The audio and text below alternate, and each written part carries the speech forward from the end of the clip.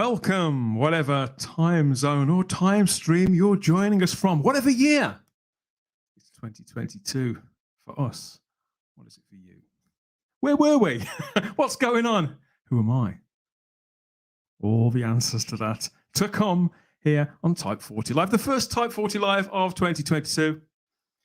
Just getting back into voice, back into step. Back out there. Yes, it's me, Dan Hadley, Birmingham's king of the geeks. Haven't been very well, but yeah, made it back to the webcam, back to the mic, just in time and in reasonably good voice to reconnect with all of you and all of them and the whole of the Doctor Who universe, as we are wont to do. Oh, it's great to be back. Hope you had a good Christmas and New Year. We're going to get stuck into some of the good stuff tonight and the bad stuff. You know, we don't discriminate. We let you decide, actually, which is the good and the bad stuff, don't we? This is where Doctor Who meets common sense. This is Type 40 Live, our regular live stream content from the makers of the Type 40 podcast, of course, here for you on YouTube and Facebook Live. Oh, it's good to be back. It's good to be back. Okay, we've got plenty of people lining up already in the live chat. It's good to see. Yes, we are broadcasting live, as always, over onto YouTube, the world's largest streaming platform, and over to Facebook too, over to the Type 40 Facebook group and Facebook page. Just a reminder that even though we're streaming to all of those places, just so that we know who you are, because we're doing this with a live chat, we want you to be able to be heard, have your say about all of this stuff. You've got to let Facebook know who you are, okay? Then Facebook will tell StreamYard, and StreamYard will tell us, and we'll all be on first name terms to start off the new year. Have your say on all these wonderful topics to come. Who's here? You've got lots of familiar names and faces and icons, and a few that I don't think I've seen before. So many to catch up on. But yeah, Crimpling Doubloon, he's dropped anchor right away. Ahoy and Happy New Year, shipmates, as has Starry-Eyed Girl. Good afternoon, good evening, everybody. And Mr. Hyde. Hello. Oh, good to see you, Mr. Hyde. It's been a few weeks. It's been a couple of months, come to think of it. Hope you're well. Keeping out of trouble. Evening, says the Darren Zone. And the Department of Wendology. On the case, as always, here. Says, hail, Dan, and the panel, and hail to the chat. Good to see you too, Wendy. AFK 1961 says, this is becoming my regular Thursday evening haunt. Greetings and salutations, one and all. Glad to be of service to you. AFK 61, yeah. Okay, I think we've kept them waiting long enough. Let's bring on the rest of them. First of all, it's been a while. And yeah, because she was ill before I was. We're going to bring her on first. Yeah, Starry-Eyed Girl, welcome back. No, we can't hear you. Guys, I am not with it today. I know they're all laughing backstage. Happy New Year, everybody. Oh, it's so good to see you. So good to hear you again. How are you? How are you? How was Christmas and New Year? You didn't have the best of times, did you? But I hope you're back to full force. Yeah. So me and the family got the Rona 2 weeks before Christmas. So Christmas was quite a muted affair, but it was okay. We were well enough by Christmas Day, and the kids were okay. And by New Year we were just about better. So yeah, it's been interesting, but yeah, we're all healthy and fit again. And I've had some very interesting news. I'm sure we're going to. We certainly will. We're going to give them hell across the fourth and the fifth dimensions, and we couldn't do any of that without our friends called JT and the mighty original lunatic, Mr. Simon Horton. Gentlemen, great to see you both. Hello. I'm just checking. So I've got the beer, I've got the wine, I've got the champagne. I'm just sorry, I'm just getting some essential office supplies in. Because it is a work meeting we're at, isn't it? I'm right. It is a work meeting. That's fine. Just wanted to make sure. I've got the cheese and wine as well. Oh, cheese and wine. Yeah, I've got the cheese. That's on the way. Happy New Year, everybody. Happy New Year to you. How was Hogmanay in the Doctor Who loft there, JT? Well, I wasn't in the Doctor Who lot for Hug My Neighbour. It was pretty good. And hi, Spacebook, it's nice to see you. Let's get on with the chat. We've got a lot to chat on with it, so let's get on with it. Please do join in. Yeah. We're under starters orders here, and so is Queen Charlotte and the Mega Geek, Ian David Diaz. Hello. Hello, everybody. Good to see you all. Ian, that's a very low-key entrance, even for you. The entrance is always reserved for JT. When JT appears, it's all for him. Yeah. I am used to that. You hear birdsong, do you? Yeah, I think Simon stole it though, but that also means who's going to give the really bad apology at the end of the stream, like the heartfelt apology that everybody believes. Oh, shall I do that now, or shall I save that for later? Save that for later. Might as well do it now, mate. Oh dear. Let's check in with some of our other regulars here. Digby Strawberry just made it back. Good evening, Spacebook. Good evening, lovely people in the chat. And so has Garbage. Hello, Garbage. Garbage. Oh, it's great to see you too. Same to Richard Brooks here. Happy New Year to you all. Happy New Year, Richard. And we've got JT Views. Time for a chat, everyone. The classic 80s fanboys also here. We still don't know the name of the classic 80s fanboy. They keep that one, don't they? And Vanessa Law. Hello, Vanessa. Hello, Vanessa. Hello, Vanessa. Kev, Doctor Who fan. Sounds really bored this evening. No, I'm very excited. We've barely begun, my friend. We've barely begun. Stunned. That's what it is. It's good to have Kev back. He says hello. Hope all is well, and we all had a great New Year. Hi, Kev. Yeah, Simon's got the empties out, so I think he's Ian's just hung over from his work meeting, aren't you, love? How did you know? Retro Doc, Gary Akers. Hello, Dan and the panel. Right, Gary. Good to see you, Gary. Oh, yeah, this is good stuff. And Peter Harrington says, good evening. And There was people congregating in the chat at about 7:43, quarter of an hour before, and it's great. That's great. That's really good. And can we just we better just mention as well, when I looked at the subscriptions here about half an hour ago, we were at 799. We're currently at 800. We're at 800 now. So whoever's just joined us, well done, fantastic. Let's get it past the 1,000 in the next few weeks, can we? Come on, we can do it.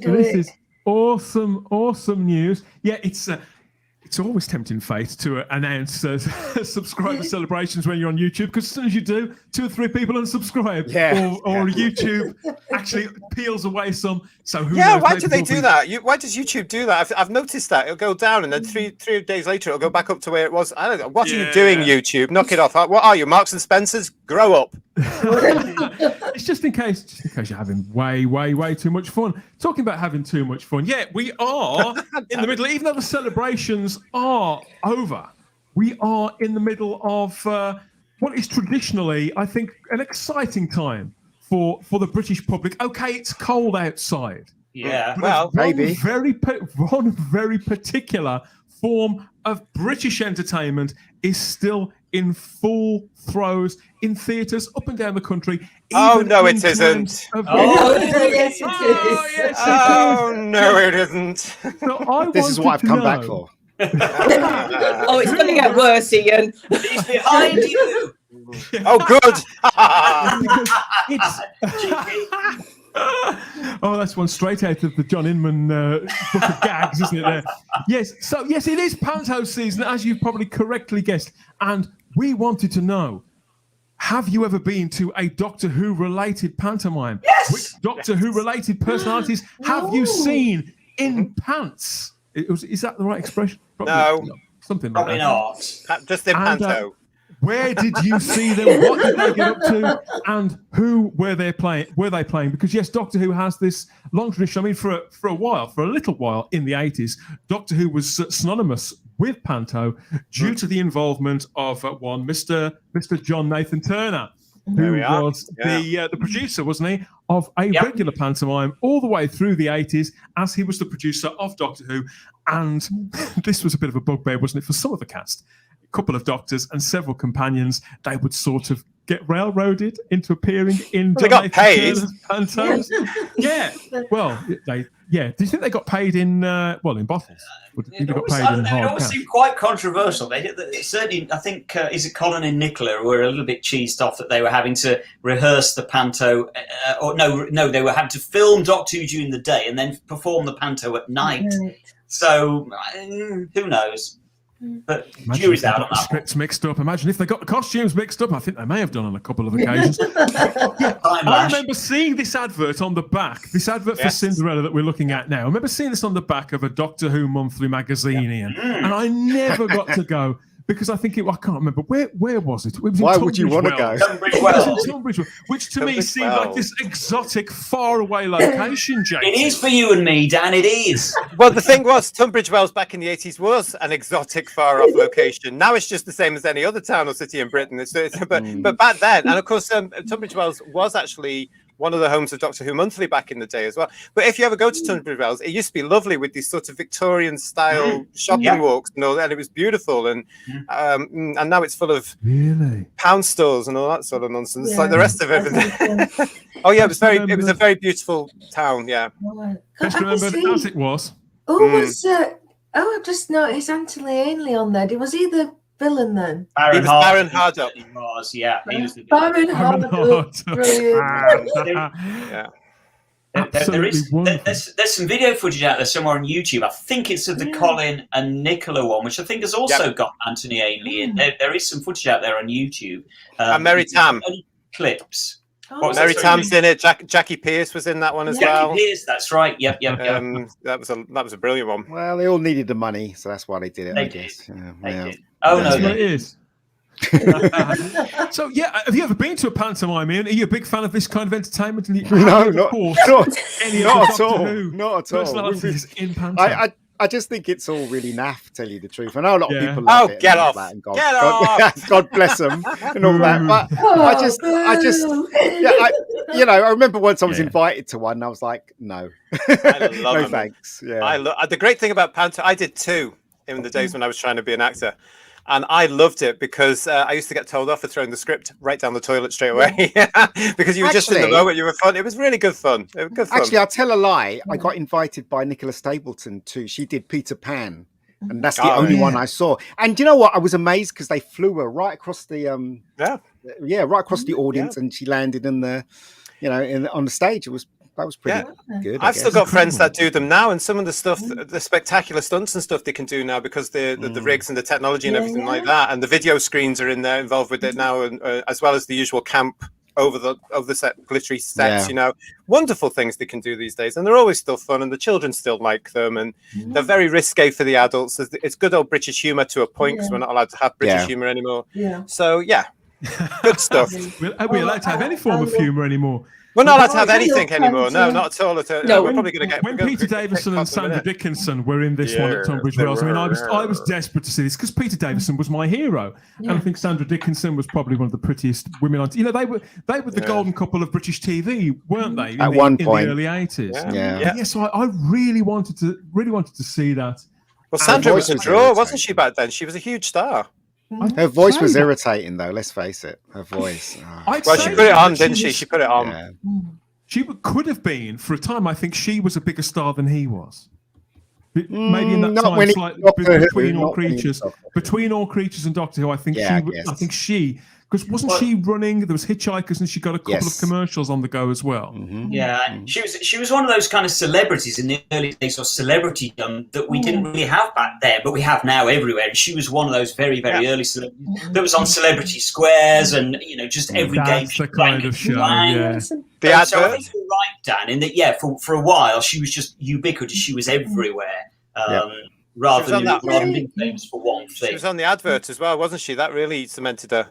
In the public conscious as well, with that sexy blonde look, and the advert, which was for Hamlet, I think, or something like that. That was on every Christmas and all that sort of stuff. Those days. I've often thought that maybe if they teamed Peter Davison up with Colin Baker, they'd be great as the Ugly Sisters in Cinderella. I think that'd be pretty good. Do you see them as a couple of dames, Charlotte? How do you think that would work? Oh, I think Colin's always been a bit of a dame, so he'd fit in perfectly. In fact, Colin. Dear, oh dear. Yeah, because unsurprisingly, Ian, lots of Doctor Who actors, doctors and companions have appeared in Panto over the years in various roles, having the time of their lives. And yeah, I've never seen any of them, but there's some pretty wild pictures out there. That's so crap. Oh no, I think it's brilliant. I love it, and it's great chance to go OTT. Scraping the barrel comes to mind. Yeah, but to be fair, No. imagine waking up to that facing you at night. The rest of your eyes, like, look at those eyes. Oh, Colin. Oh, What do I say? dear. I'm not sure which Panto that would be for, JT. What's your guess? Aladdin? Aladdin. Yeah. Looks like a wizard in He's Ebenezer or whatever. Ebenezer, whatever the villain is in Aladdin. I'm guessing he's playing the baddie in that one. We've got Well, some he's great got messages. the ring, so it's it's Abanana. Oh, I can never well say it. spotted. Yeah. Abba banana. Abanana, yeah. Banana. We've got some great messages here again from people who are just joining us in the chat. Alison Stevenson's joining us again. It's always good to see you, Alison. Retro Doc adds, I'm just back from visiting 2023. I still can't get over Princess Meghan being named as the 14th Doctor. So that's an exclusive there from the anniversary year from our time traveling friend there in the chat. Retro Doc himself, Java Bean says, welcome back. Good to see you too, Java Bean. I think it's been a while. Hi, Java. Java I've Bean. seen you for a while there. Who else? We've got Blue Planets back too. Hi, Simon and JT from the Classic 80s. Hi, Classic. Hello, classic. Hello, everybody. Hello, Just Space forget Bookers. about us. Just forget Yeah, about us. It's all so about this JT and Simon, isn't it? It's only this side of the screen that's important. I thought we knew that. I thought we decided. Oh yeah, we've got it. They're all here. It's Full not a house. party. panel. No, it's not a party. It's a work meeting. Duh. Can't you tell by the champagne? I think we can tell. I think it's most definitely a party whenever these guys are around too. What do you think of this? This is Oh, for That's God's nice. sake. Good, isn't it? so. This looks like a few years on from the time they spent in the TARDIS together. Sylvester McCoy and Bonnie Langford there. I have no idea who Sylvester is. God, they should destroy these pictures. I think it's They're really- King Rat. Yeah, it's Dick Whittington, isn't it? Oh yeah, and then the late Dora Bryan too as the fairy godmother. Love Dora Bryan. She was at J&T's funeral apparently, wasn't she? She was. High kicking. Move on. Yeah. Apparently, she was a very naughty. Don't go there. Let's move on. But yeah, I mean, the idea, because Sylvester and Bonnie had worked together before Doctor Who, hadn't they? I think they'd been in the Pirates of Penzance or one of these things together. Yeah. And of course, they did Doctor Who for a year. And then, as is always the case, working together back in Panto. But this is one of the things I love about seeing posters for pantomimes, because they've always got the publicity photograph from Spotlight or from their agent or whatever is usually exaggerated, blown up here to be about 3 times its normal size, whilst they're on like cartoon bodies, and it's Jack and the Beanstalk or Dick Whittington or Puss in Boots. It's usually a photograph of them 20 years younger. Do you know what I mean? It's always something stuck on there. It's crazy, isn't it? It's a language all of its own. Yes, and it certainly is. Yes, and it Oh no, please. Lord, Why? That's Bernard Cribbins and John Pertwee there, both in drag. I'm not sure if you're allowed to do drag anymore. You are. You are. A lot of the traditional drag roles type thing. A lot of the drag queens now do them. I'm talking about proper drag queens, not the RuPaul, that old crones lot, not that sort of stuff. I'm talking proper British drag performers, proper performers. So they tend to get a lot of that stuff. Good for them. And then, of course, you do get the odd star still putting it. I mean, the biggest one, John Inman used to do it year on and year out for years. A friend of mine, Anthony, hi Anthony, if you watch this, he was in the Guinness Book of Records for being one of the youngest British drag stars, an actor, as a pantomime dame. So it still goes on, and it still hasn't been got at yet, and long may that reign. Because although we are living in a time where there's COVID restrictions still, and there's various rules about how many people are allowed where and how, we have that going on at the moment. But Panto, so it's never really gone out of fashion as it's still something that families do rush to, Simon, at this absolutely. time of year. And there are some people who, long after the kids have grown up, they continue to go back, don't they? Because the older generations like it too. Absolutely, and I'm one of them. We go to the Panto every single year without fail. We first started going, I think it was about 2006 was our first Panto, and that we specifically went to that because John Barrowman was in it. Of course he was, playing. It was either Dick Whittington or Robin Hood. I can't remember now, but he was in it with Daleks. Hey, Daleks on the stage as well. God. Yeah, that's just wrong on so many levels. But it's really wrong. Look at what are they holding there? It's ridiculous. That picture's so rude. And McCranky is Scotland's finest, JT. They were all at the Birmingham Hippodrome, I understand, that year. So was that what you saw them from? Yeah, absolutely. That was exactly where that was it. That was, I think, the second year. The first year was when they had the Daleks in, and then they had John Barrowman back because he was so popular, obviously. They had him back for the second year. Yeah. But I have to say, can I just say, my very, very, very favourite Panto memory, because I literally go every year, was we went all the way down, believe it or not, to Windsor to see Peter Pan a few years. But I went rushing off earlier to get the programme because I'd forgotten. Just have a look at that. Christopher Beanie, if anybody remembers Christopher Beanie. I remember Christopher, Christopher Beanie. But we hadn't actually gone, believe it or not, to see Christopher Beanie. We hadn't actually gone. We'd gone to see Elizabeth in Peter Pan. There's a signature on the front. Look at that. Oh, that's a nice program. I like that. Oh, bless it. And we were very lucky. We were lucky enough to go backstage. We were just cheeky. We just said, can we please go backstage? All the way from Birmingham, all the way down to Windsor, just to see Elizabeth Sladen. Can we go backstage? And we did. They let us go backstage, and bless her, Liz Sladen was. It's a memory that is burned into me. I will never forget this. She came out, bless her, in a hairnet because she got a wig on. A tiny, and when I say tiny, I mean a tiny little dressing gown and pop socks. And it's a memory. It's a memory I just can't get out of my head. And she was lovely. She was adorable, as you knew she would be. And still got the memento. Didn't have airs and graces, did she, Elizabeth Sladen? Wasn't there a point where there were big stars that was part of this, like people from Dallas and American stars? That's for me where Panto started to go slightly wacky. Because what was going on, of course, is that they started to get soap stars in them as the main people, which is not the Panto I grew up with at all. But I mean, I saw Linda Barron in Crew, and got to sit on her knee as a little boy. But that was the sort of star I was used to, and as I mentioned before, the John Inmans and all that sort of stuff. But when they started to get these sort of bums on seats style. The Minogues. they had the Minogues on one of them. I remember Kylie and her sister. I can't remember her sister's name. Danny. They had both of them in one. The influx of Australian soap stars. I wouldn't say it's what killed it, but I think for a time it was weird. Every single Panto all up and down the UK was full of people from Neighbours and Home and Away, to the point where, and I think it got to be the case, so many of them were in Panto over here that they actually extended their shutdown time on both of those soaps, where I think they didn't make any episodes usually for around a month. They extended it to about 2 to 3 months so that all the actors could coin it in over here. John, have you ever done the Panto thing? Oh, I love them. I the camp, they're silly, they're British. It's for me, it's you go without taking it seriously. Yeah. I can remember once, though, a memory that isn't at a Panto, but trying to explain what a Panto was when I was at university to an American exchange student.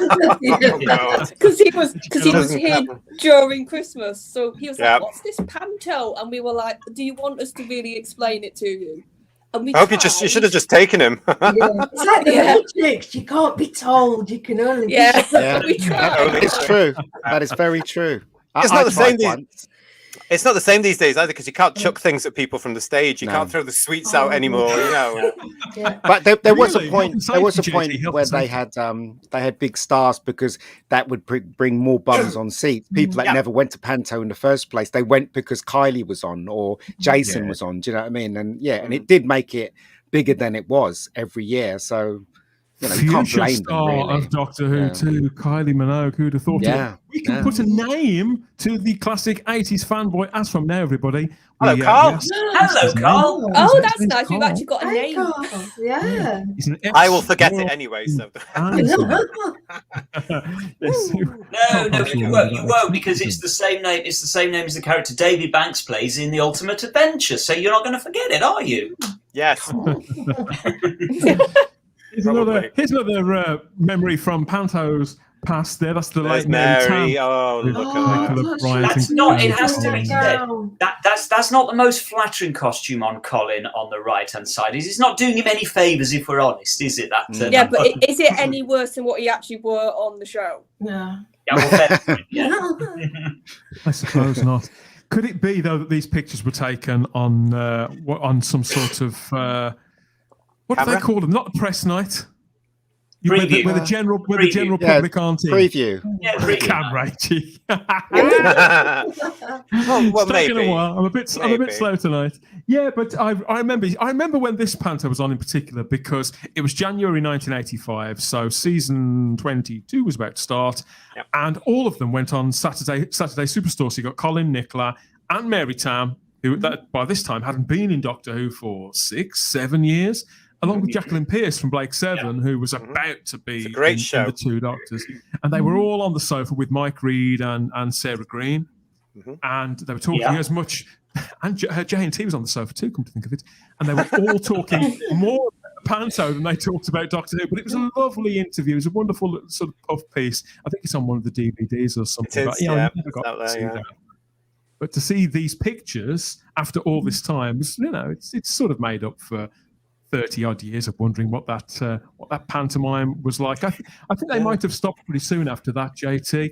Well, they did. That was the last one that John did. But I'll tell you something again, it was ahead of his time because years later you had things like the Albert Hall musical experiences, the concerts for the soundtrack of the show. Had John been doing these sort of Doctor Who flavoured pantos today, they'd be recorded and released commercially. Let's face it. Yes, Peter. I think that's probably true. I mean, I would imagine there were various seeds of Doctor Who and little cheeky gags because obviously the stars of Doctor Who being in that play in the panto, they knew that a lot of people would be going to see them based on the fact that it was that USP. It is the stars of Doctor Who, and there would be a slight sort of sci-fi angle or in jokes or whatever. Garbage says that Colin Baker live on stage for the Ultimate Adventure. Yes. Yeah, it was as good a panto as any, the Ultimate Adventure. I loved it, but it was a panto. No two ways about it. I do like the panto called Doctor Who, starring Jodie Whittaker. I think that's quite good, actually. Yeah, no, but that would mean it's actually funny. Yeah, which is essentially funny, isn't it? Retro Doc here, Gary, he's put in a request. He says, I think the panel needs to get together and stage a Peter Pan panto, just so we can see Ian flying around. God! No. The mega wires there. JT is Captain Hook. I can see that. Oh yes, I love that. I always wanted to play one of the Ugly Sisters, so I could be nasty to the kids, or the Wicked Queen in Snow White, so I could say, "Oh, shut up, you little vermins!" I'd be good at that. Ian, have this brick. It's good to know that Cy Nix is watching on YouTube too and seems happy to have us back. Says, hello, Cy. It's good to have you all back. Yes, so Cy, I hope you remember to like the video already. Please like the video. Subscribe to the channel if you haven't already. Subscribers are going up. We need them to go up faster, please. Let's get extra that in 2022. Yes, let's send it right up.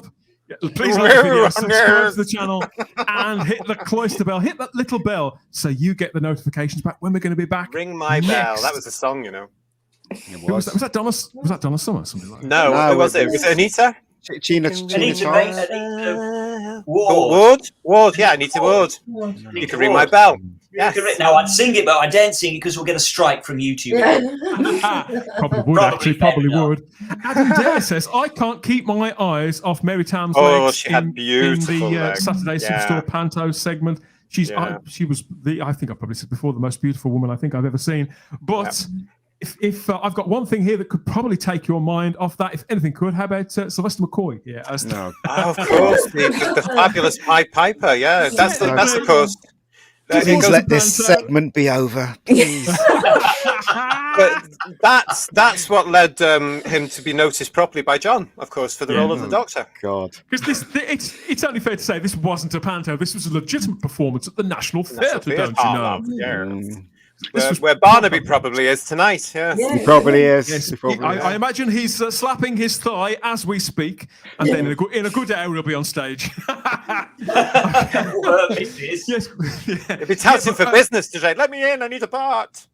I mean, when you see, for all, I know that Sylvester is a kind of divisive Doctor. I think when you see footage, because there is footage from his performance as the Pied Piper, that as you said, the J&T went to see him in this on the strength of what's his name, the producer Clive Doig from the BBC. Yeah. So he went to see him in this, and when you see Sylvester in the footage that exists of the Pied Piper, you can absolutely see why they were drawn to him. It's magnetic. Just in it's only about 5 or 10 minutes, I think.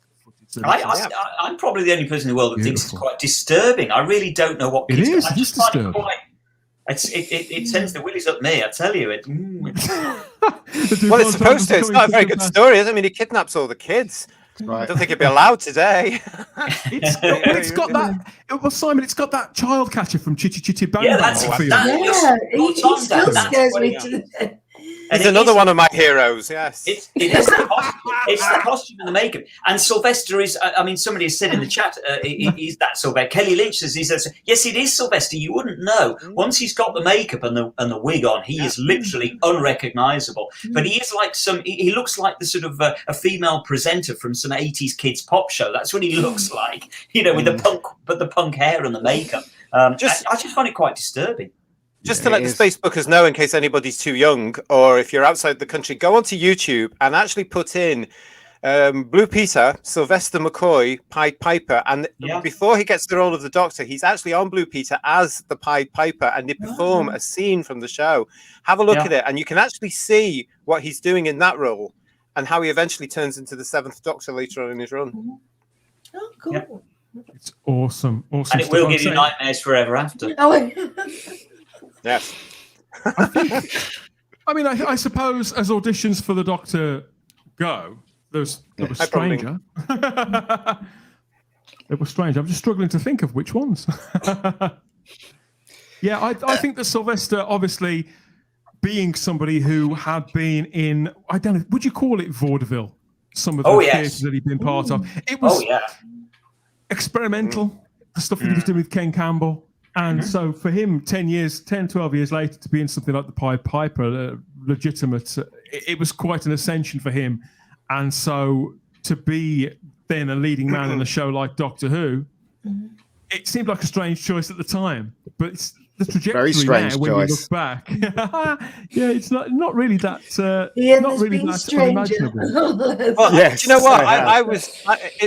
When Sylph was announced, I didn't think it was a strange choice at all, because it was a case of understanding what was happening with the show and realizing, well, hang on a minute, here's this person that's going to come around with a different energy, and it just felt like it was going to be totally different again. So I was just like, oh wow, crikey, okay. We'll go with that. And also I was aware of him from things like Jigsaw and stuff like that. So you could see his energy in his performances all the time on television. So you just thought, right, that's going to come into the show. But there you go. And I think, and we were absolutely right. That was well placed. Blue Planet says, haha, Ian, I feel you. Ooh. That sort of show. And people are chomping at the bit. Coming up in the next hour, Jodie and the New Year special. I think people want us to talk about Jodie Whittaker. You just they want us to talk about her amazing ratings. That's what they want us to talk about. Okay. Blue Planet asks, does Sylv still perform? Only in huge, big blockbuster movies. He does. He's doing pretty well, isn't he? Coming out soon. He's in the Monsters, out of all the classic Doctors, the people that are still alive, I guess, he's doing very, very well, isn't he? He's doing incredibly well. Seems to be. Yeah. Doing even better, I think, as we move on slightly, is Matt Smith, because he has managed. He's not only got a career that is, as one would hope, for one of our much loved stars of Doctor Who. He's got a career that's going ever forward. He's about to be the bad guy in a future Spider-Man universe film from Sony. That's Morbius. Was supposed to be out this month. We've now got to wait till April to see that, Sarah. Can you believe it? They've put it back again. Oh no, all the good entertainment gets put back. Terrible. Well, but he's not only doing that and going forward in time, Matt Smith has also pulled off an incredible trick. He's gone backwards in time, everybody, and he's made an appearance, believe it or not, in Buffy the Vampire Slayer. Yes, what is this? I saw this. What's this about? This is the TV show that finished nearly 20 years ago now, 16, 17 years ago. Matt Smith has managed to make an appearance in it by appearing in the brand new 2022 Buffy the Vampire Slayer. With Azal. Look at that. Azal's there as well. Who's that? That has to be a fan rip-off thing. No, it's not. Can I just say, I know the actual story behind this because I know the guy that's done this piece of artwork. Okay. Well, this is even better than the write-up that I've got, Simon. What happened? How did this anomaly appear? This piece of artwork basically is a piece of artwork by the brilliant Doctor Who, artist who does Doctor Who stuff, Andy Lambert, who used to do loads and loads of stuff for my fancy back in the 80s. And he's a lovely, lovely lad, and he's a brilliant artist. Basically, what this piece of artwork is, it's something that he just did as a joke, a mashup for himself pretty much years ago, and put out there. It was never meant for anything other than just a bit of silliness. And of course, what has happened? Some naughty person out there has basically stolen this mashup piece of art where they did it and stuck it in the Buffy the Vampire Slayer 2022 calendar, and so Andy has literally gone viral. If you now Google Andy Lambert Buffy the Vampire, it's a huge story. It's running and running and running, and Andy's just being ripped off basically with a piece of art that everybody's now criticising and saying that's a rip off, and he's saying it was never meant as anything. It was just a bit of fun that I did, and so poor old Andy is getting a bad reputation for this piece of art. As an artist and a designer myself, I feel Andy's pain. But I also, as a Doctor Who fan, as a punter, it's not just Andy that's being ripped off, is it, JT? The people who've bought this piece of merchandise, official piece of merchandise, probably would have paid around £10 for a Buffy the Vampire Slayer official calendar. I find it very, very lazy of whoever produced this calendar. Simon, you're going to like this. This is an example, Spacebookers, of how the Doctor Who fan base used to work. I used to know Andy Lambert as well many years ago. So there's a tenuous link, Simon. Another one that we've got there. And this isn't the first time this has happened to him, because he used to do things properly, didn't he? Proper artwork, not just the computer stuff. Yeah. And I remember years ago, something else happened to that. I've actually got one of his original pieces over there, somewhere in a box, really, which later I said, you've got to send that to Doctor Who Monthly, which eventually he did, and they printed it. It was the one with all the doctors in a sleigh. Oh, and you have to say he did that special for us. He did that for me, bless him. That piece of art. I've got it somewhere. Is the calendar an official calendar? If it's an official one, that's shocking, because you shouldn't do that to artist's work. And that would have been, because his waterprint isn't on that, so I can say. No, and this is the thing, you're right, JT. After a while, Andy started basically putting a waterprint on, because a watermark on, because his artwork was being ripped off so many times. So he now puts a watermark on there to stop people. And that just goes to show how old this piece of artwork is. And as I say, it was never meant for anything remotely like this. And of course, the Buffy the Vampire Slayer fans are all complaining, quite understandably, saying, what's Doctor Who doing in our calendar? With the Doctor Who monster. Andy, if you're watching, sue them. The thing is, though, maybe when they were putting it together, whoever was putting it together just thought that this was a picture from Buffy and never watched Doctor Who in his life. Maybe that's probably what's happened. I think they did a Google search and just picked out some artwork rather than licensed it. Didn't do any research. Didn't recognise Matt Smith. Didn't recognise Matt Smith or Doctor Who. Yeah. And not only do they not know Doctor Who, which I suppose is understandable or forgivable at least, they clearly don't know Buffy the Vampire Slayer either, because Azal has never been in Buffy the Vampire Slayer, right, Sarah? But Dan, isn't it right to say that Buffy the Vampire Slayer played a really big part in making Doctor Who come back to our screens? Yeah. So Well, it that's kind still of not. makes That's sense. still not. No, it's not. It's still not good enough to rip off Andy's work. That's is it, right. really? Yeah, that's right. But when We've you got look quite- at every year, you have to be careful because every year we are now used to this as Doctor Who fans. You go on to your Amazon or whatever, and you look for the calendar that's coming up, and you have to remember that in Britain, Danilo has the license at the moment for the however long that's going to last for the calendars. But then you can see all these other things, and I think, who the hell are producing these things? People that don't know. They don't. Well, know exactly. And all they're doing is cashing in, Yeah, and this looks like it could exactly. be one of those. And Because it if you could look be. at them all, they're all the same fonts. It might not be. It might not be that this is even an official Buffy calendar. It's just one that has just been. I think it was on Amazon, believe it or not. And I think Yeah, it will be them. Andy Lambert has tried to sort of get it taken down on Amazon. I think without success so far.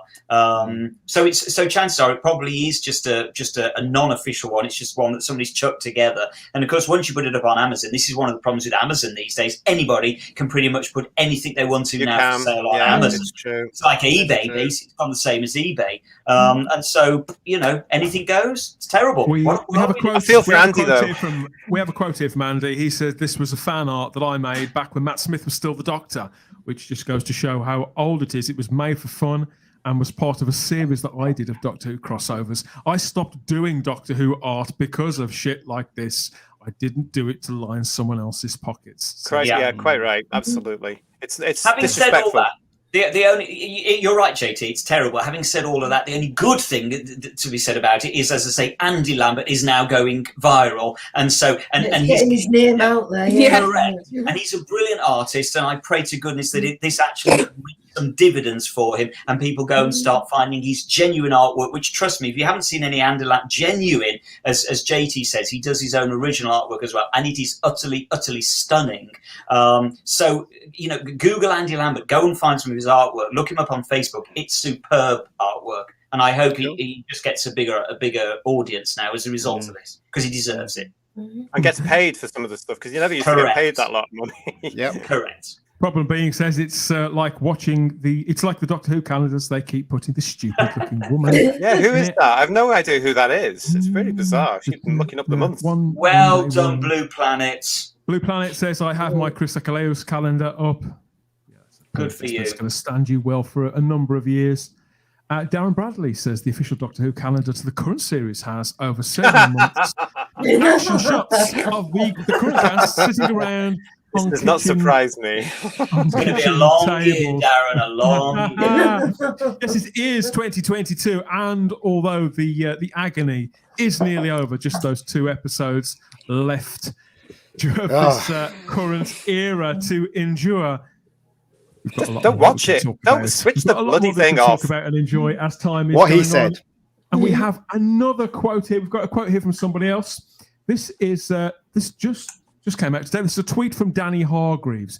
Danny Hargreaves has been the special effects guru across New Doctor Who, hasn't he, JT, for about 15, 16 years now. He's been there practically the entire time. He's been there since 2004, hasn't he? He's been there with all that time. I didn't realise he was still on it, though, to be honest, because of course I've been watching it for years, so I didn't know he was still there. Left years ago. Well, he's now on. He's still been on the show, but under the title of his own company, Real FX. But it seems like that too is coming to an end as production at Rothlock has wrapped up. So he's tweeted out this just today, in fact, as of recording. It has been part of my life for many years, says Danny. I've caused chaos in many galaxies, destroyed Daleks, armies of Cybermen, but I've loved every minute of it. Thanks, Doctor Who. It's been a blast. Who knows what? And look at the picture he's put up. holds. Look at the picture he's put up. Put up a picture from the David Tennant era. Yeah. not the cosplay one. Do you know what I mean? So there you go. Yeah, so Danny worked across Doctor Who since 2006 is what I've got here, with apparently The Age of Steel was his first actual credit. But he also worked on Torchwood, the Sarah Jane Adventures, and Class.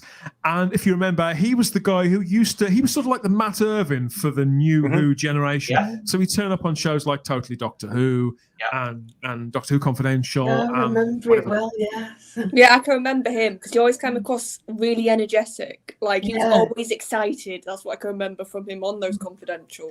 He would do. Well, he's very cool as well. He's a very cool dude, is Danny Hargreaves.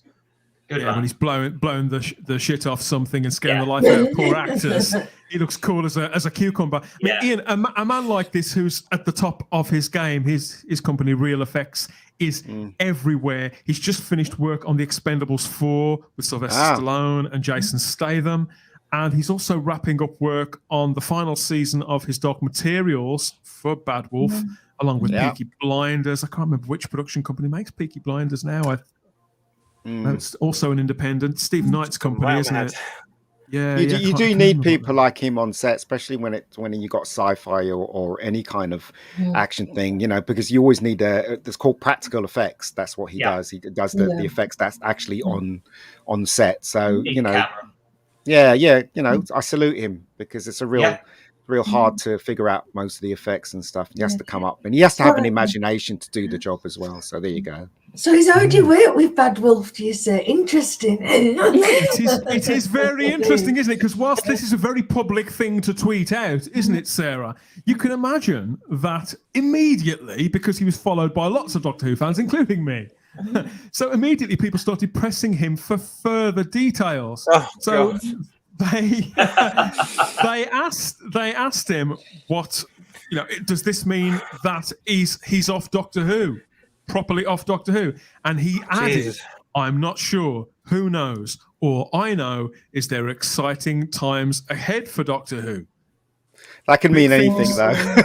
Big things are coming, who knows what's next. That's all we have from Danny on that. So it's hyperbole, of course it is. He can't say basically, but I think good for him too, JT. I think good for him. This is a man who is at the top of his game, clearly enthused about Doctor Who. He likes to earn a bob or two. Who doesn't? So I've no problem with any of this.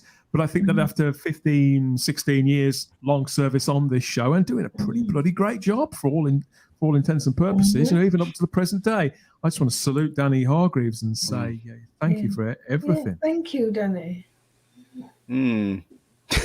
Wonderful presence. No, I'll look for The Expendables and see his work on that too. Let's hoping it's not too woke this time. Yeah, let's find out. The Expendables. Well, this new one, there's a big rumor it's going to be hugely woke, isn't it? So I've never heard of it. Peter Harrington, he rightly asks, is Russell T Davies getting that band back together again? Well, I think that we don't know. He's trying. No. The fact is, we don't know, and that's the thing. I'm getting all these. I see all these things now with all these Doctor Who fans going on and on and on and on. I wish people would just relax and just enjoy this time of not knowing what's going on, because this is a very important time in Doctor Who's history. It's one that in the future we should be looking back on and remembering, just as we did with the Wilderness Years. We should be looking at this whole period going on now where nothing is certain except for those three top, maybe more than three at the top, who are actually trying probably very much at this minute to get the things sorted and stressing and having sleepless nights and playing with money and trying to get more money and doing this and that. So I think as fans, everybody should just chill out, just relax and enjoy this period where we don't know what's happening.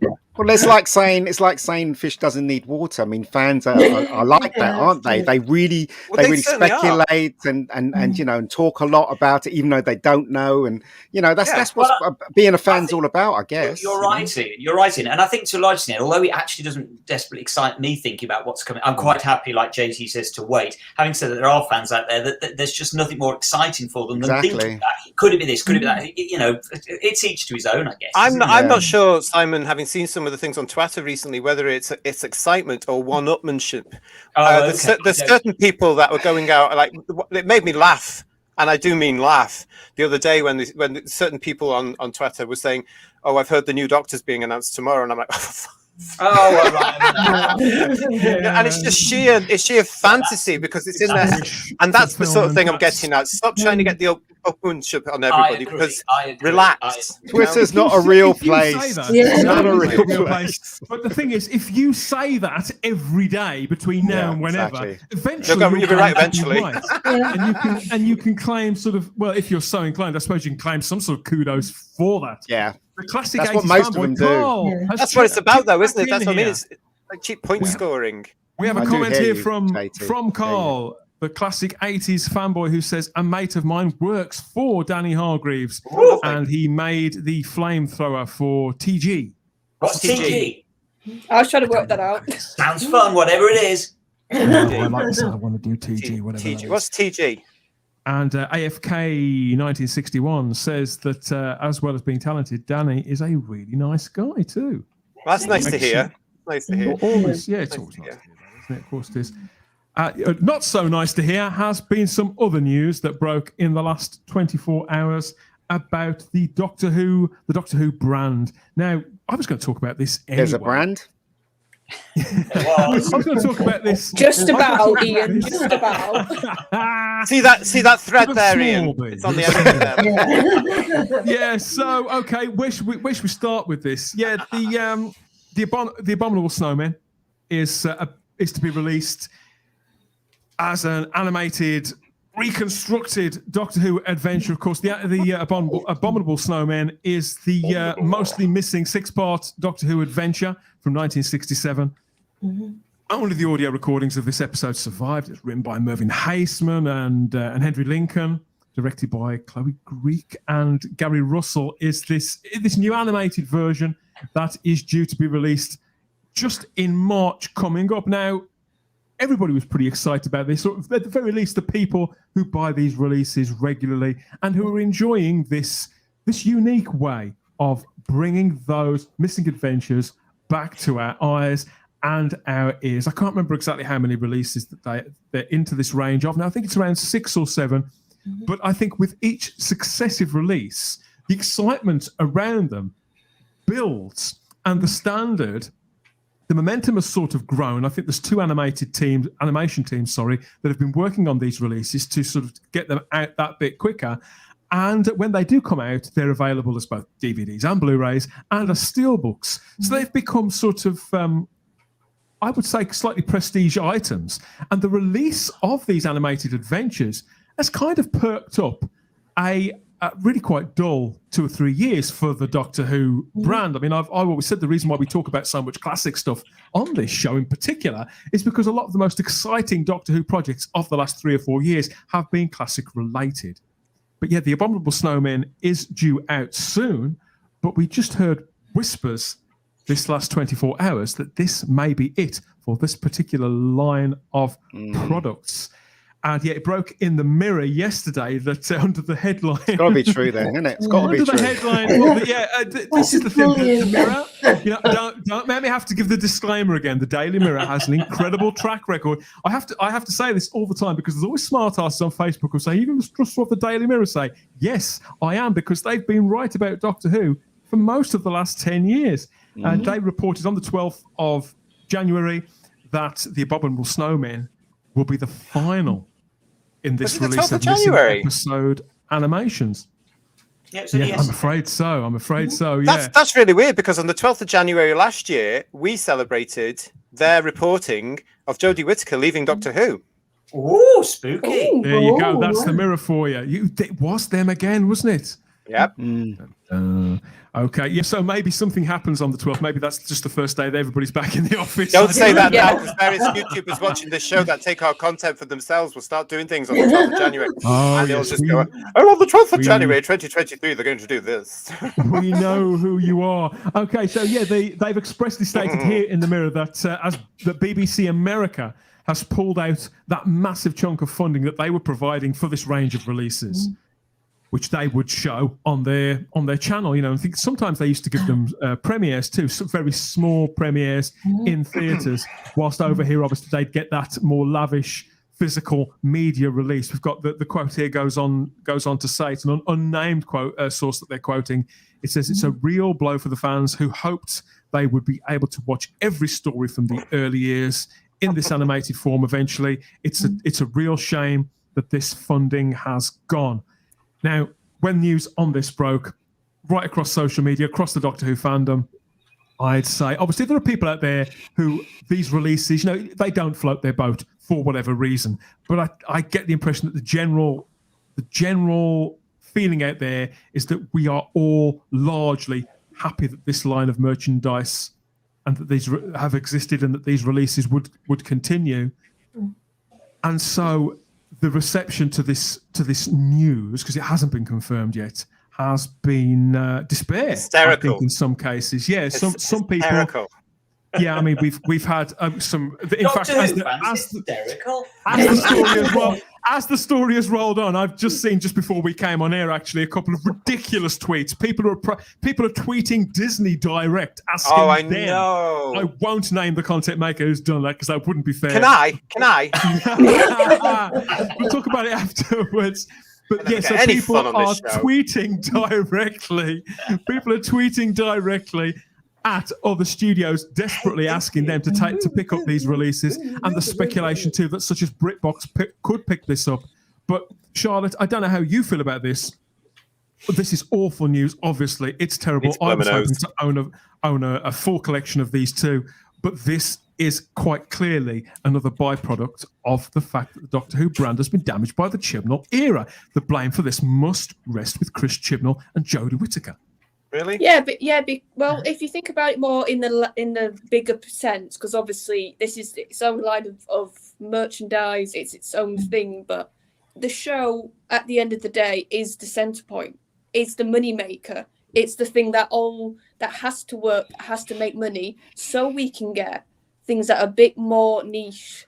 And yes, the animations were.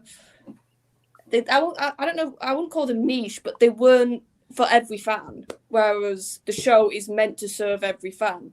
And for me, as soon as I saw it in our group, I was like, okay, this screams to me of we're finally seeing some of the casualties now that the current era is causing. No. I think, I agree with Charlotte, actually. I have to say, I think so. For the simple fact that, okay, if it was BBC America that were helping fund this, and we know that the show is failing disastrously for BBC America, and the BBC America needs Doctor Who, so it makes sense to me that if it's not working for BBC America, they're gonna stop funding anything to do with Doctor Who, and they might pick up the baton again once it starts working for them, and they pick up the viewing figures.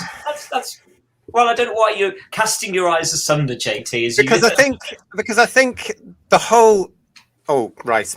I think the whole hysteria of this is just nonsensical. First things first. I'm not hysterical. Let's disappointed. If people are disappointed, though, JT, it's understandable, isn't it? Well, let me go on. Firstly, let's be honest. The animation on it was piss poor. It was bloody awful. I've seen Paw Patrol looking better.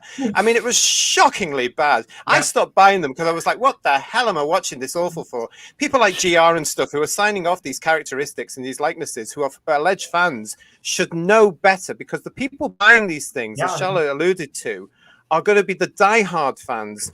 You're not going to get the Jodie Whittaker, Chris Chibnall fans buying these. They are for the diehards and the completists for the DVD collection. But presumably they've been worked on to a budget and by people who were doing the best that they possibly could within the time and the budget allowed. I think we can't be churlish about this. I mean, it's like any product. It's not churlish at all. I mean, if you've got a budget and you're farming it out to people in India or wherever it was, and you're not pushing it. I mean, we have seen, for example, Lee's lovely stuff, which was done on a minuscule build. It's for Dalek Tales. There are great ways to do things here. But I also think the bigger picture of this is, as I said before, we don't know what's going on right now. So let's look as a business point of view. If this rumor is true and they're stopping it, a few months ago we reported on the show that Julie Gardner has registered a new business called the Whoniverse. What if, like in 2003, 2004, the two new independent productions who the BBC has given Doctor Who is recalling all the licenses and reviewing and start checking everything that's out there. Now, if they are going to do something, which I think they're going to do with the Whoniverse, which may control all the merchandise, plus possibly be a brand new streaming channel just for Doctor Who and its spin-off shows, God knows what's going on, what would stop the two new production companies from investing in a proper animating company and doing it themselves and showing it on that, then selling it as a DVD or a Blu-ray and making money from it? I think, people should, again, just relax a wee bit, enjoy the point of time, and then have a look at where it's going. I see what you're saying now. But in the past, Sarah, the brand, during times of changeover, I'm thinking even back to the VHS range during the time of the TV movie, they put a halt, didn't they, to all VHS releases for a few months to give that TV movie room to breathe almost, and for the brand to kind of realign, I think. I mean, JT, I suppose, has got a point there. We just don't know where we are. Could this be part of some bigger strategy? I mean, I believe I believe that Simon's right. I think that BBC America have pulled their funding expressly because Doctor Who is not delivering for them anymore. How can they invest a big chunk of money in something that is, as Charlotte said, appeal to a minority of a minority of a minority of people? If they were bringing most of the funding, that's because the series does not deliver the audience for them anymore. That is a direct connecting line between the failure of the Chibnall and Whittaker era and the curtailment of these releases. I think that is unquestionable. But again, we don't know. But yeah, obviously that may not mean that they cease permanently, and maybe something better will rise from the ashes. Oh, I think they'll come back. I'm not. I absolutely sure. And the more I thought about this while sitting on the toilet yesterday, was that the fact is that I'm looking at all these fans having heart attacks and desperately needing helplines and stuff. I was thinking, hang on, this is BBC Studios, and it's going to be a brand new production company that we know is Bad Wolf. If I was in control of those, I would do exactly that by saying, I'm the one that needs the money between us because we're going to fund this show. And we want to go this way. And we all know Russell's plans about having a Marvel-style, wonderful, brilliant platform. It's still BBC Studios. They're the ones that produce the Blu-rays and the DVDs and the box sets. It could be a good thing. There could be better animation coming with new technologies and British talent doing it. Does BBC Studios own the rights to all the merchandise, JT? Yes. Yeah, well, I'm saying, everything. BBC Studios, of course, used to be BBC Enterprises. That mutated into BBC Worldwide. BBC World now has become BBC Studios, and it's become more than what anyone like Simon and myself could have envisaged back in Enterprises' day. It is a studios. It produces TV shows for around the world, right? And we're going to see that now coming in with Bad Wolf for Doctor Who. But so do you think BBC Studios would give all that away to Bad Wolf? No, this is the thing we don't know, and we may not necessarily know because these two businesses now don't need to announce anything because they're private. But with BBC Studios, of course, they would sign off all the licenses before. But, this is what I'm saying, especially as a merchandise freak that I am, I reckon history's repeating itself with here. I think things should be coming back in.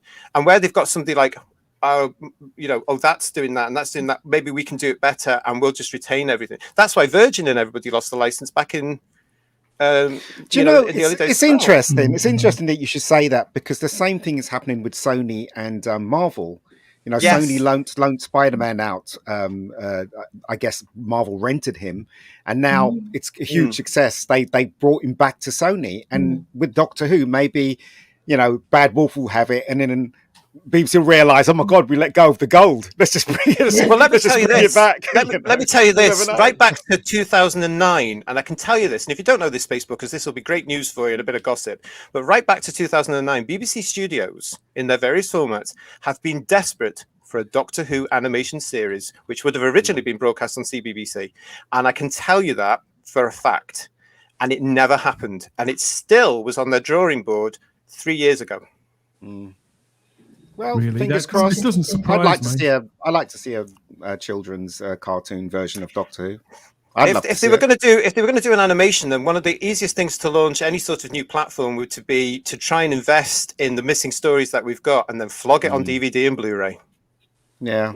I think it's exciting. Let's see who. I mean, it's all unsubstantiated. It's all theory. Even yesterday's putting in it's not been announced yet. But let's see what happens. If you look at that silhouette, though, there's something kiddy-fied about that silhouette, isn't it? Let's face it. And it's not the best way to, if you're going to do a kids thing, the best way to do a kids thing is not to pander to kids, is pander to adults. They'll patronize them. Yeah, exactly. Kids will gravitate towards something adultish. Yeah. I love the trailer for that Marvel thing, which is called What If. You were probably all aware of it. I've not watched the series, but I have watched the trailer. And that animation really grasped me. I thought, my God, that looks beautiful. And then after that, I watched Fury from the Deep. And I thought, I have to be honest. I personally, I'm not disappointed that the animations have ceased, if they have ceased, because I agree with JT. I've not been impressed with the animation. I know probably Danielle, they have been kind of doing the best within their budget, but it's just not good enough. To me, gosh, really. I'll always say this: the BBC hates Doctor Who. They hate listen, Doctor Who. Listen. Mister, I'm going to call you out on this now. I'm joking. What's the space? You can't. I don't think anyone can say that anymore because it's obviously don't. Yeah. They obviously don't. They've taken it. They've taken it off the BBC, haven't they? Yes. And also, they didn't renew the contracts of every single person working on the Chris Chibnall era. Yeah. I'm not going to say the other word, but they didn't renew anybody's contracts. Yeah. And now they've given it to two independent. I actually think the BBC really cares for Doctor Who and really wants it to work and really wants it to be accessible. And I think that might be the other reason why everything's got to come back in and be renewed to say, well, that's a pile of shit. We're not having that, or we'll do that ourselves. I don't think they hated it. I think they took it for granted for quite a long time. Well, Simon said before, and I think Ian said before, they just didn't understand it. I'm inclined to agree with I think that's possibly why, JT, they're possibly happy to sort of kind of let it go and go to somebody who does know what to do with it. Maybe they are quite happy to just say, you know, we do like the show, but we don't know what to do with it. So fine, somebody else, please take it, and we'll screen it. We want it to be the question is, who made that decision? Well, we know it was studios. Single person. Who was the single person at the studio? There won't be a single person. Well, I think it won't be a single person. Who was the group? And what it was studios. Remember 2 years ago, we were hearing and we were reporting on this show that we were all hearing that studios were going in. And it actually happened because, of course, the last thing that was just on thingy was a co-production with studios and the BBC or whatever it was, but they were more involved. Yeah. But I think that's what's come to this. And the fact that, 2 years ago, the decision would have been made, we're not renewing this current team's contracts and everybody's got to go. We'll know about it one day, hopefully, maybe. I think Games Closet actually hit the nail on the head there with that comment that you just put up, Dan. I feel the BBC want the cash but have no clue how to work. Oh, that's true. Yeah, and that's a great way to put it. Yeah, and this time round, you will have certain people who are working with Bad Wolf, whether it be Russell working with Bad Wolf, or it be Julie or Jane or whomever is working with BBC Studios, guiding them because they know the potential.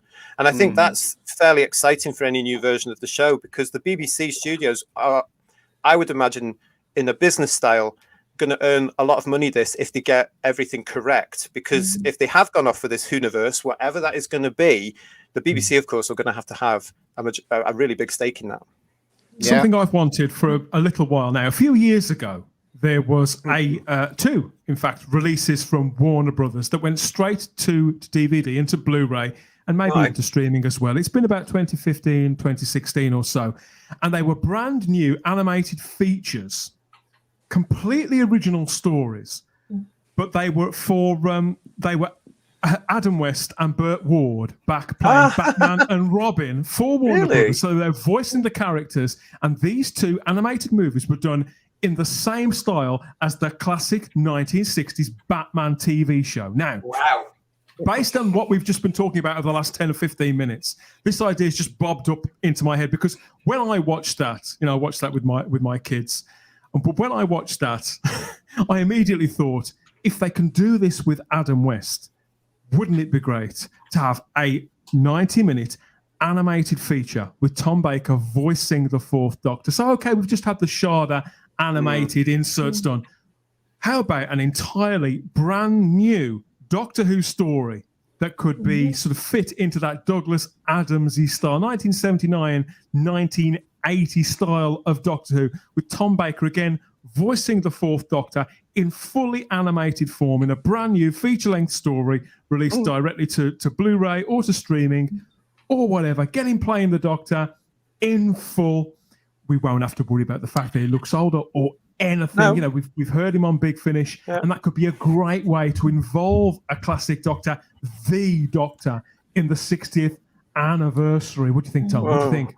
He's all smiles. I think until you said till the 60th anniversary, you were possibly onto something. Again, if they're going to do this Whoniverse, which could be anything, I'm assuming that the Whoniverse will be part of that thing that Russell wants to do with the whole streaming channel all devoted to Doctor Who. I mean, then you could say, I think John Yordan's just put there, you could have an 8th Doctor animated series. You could do these sort of things, is where you could do those sort of things, because only Doctor Who fans are really going to watch that, and the odd bit of the public might cross it.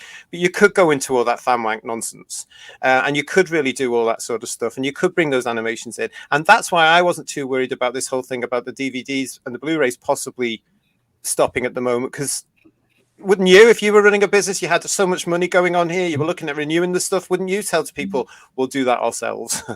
You know, yeah, I mean, you might be onto something. Who knows? Well, we don't know, and that's the fun, isn't it? It's all guessing right now, and I'm going to enjoy every minute of it until everything starts.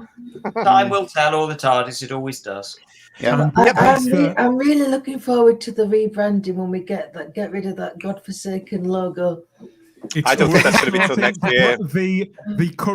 The current branding is already beginning to disappear from merchandise. Thank God. We'll talk a little about merchandise when we come back. Yeah, we're going to come back from our regular Doctor Who break. It's that time again for the Type 40, the Type 40 ad break.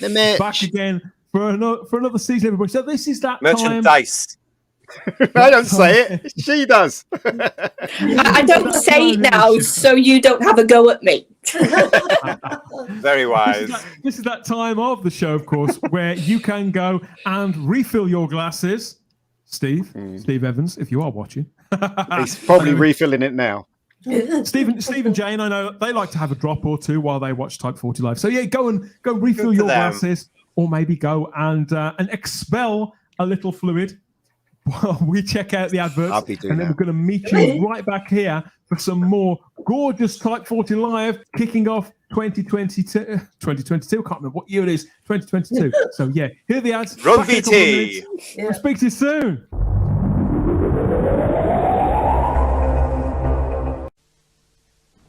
Haven't you gone yet? Are you trying to get rid of me? No, of course not. You're up to something. I can tell. Come on, out with it. I'm making a Nescafe commercial. On your own? But we always do them together. Not this one, Richard. Why not? It's about those precious moments when everyone's gone out for the day, and I can enjoy my Nescafe in peace. Oh, can't we both enjoy it? No. Nescafe. Coffee at its best. Couldn't I just stay for the bean shake? Before you can buy a house that's right for you, you need a mortgage you can feel at home with. That's why TSB will always try to put together a mortgage that's as individual as you are. So when you find a house that's really you know where to come for a mortgage, don't you?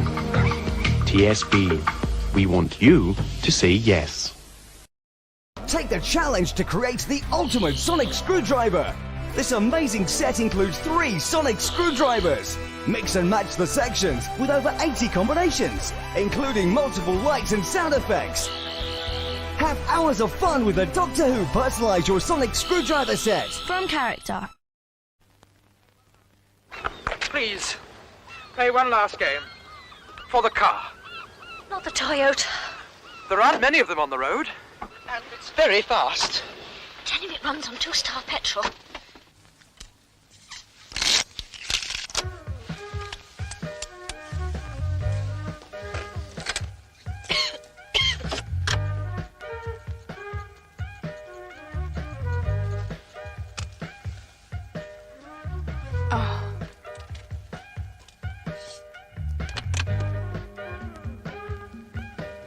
Στέφανε, πηγέ μου, το παιδί που έχασα.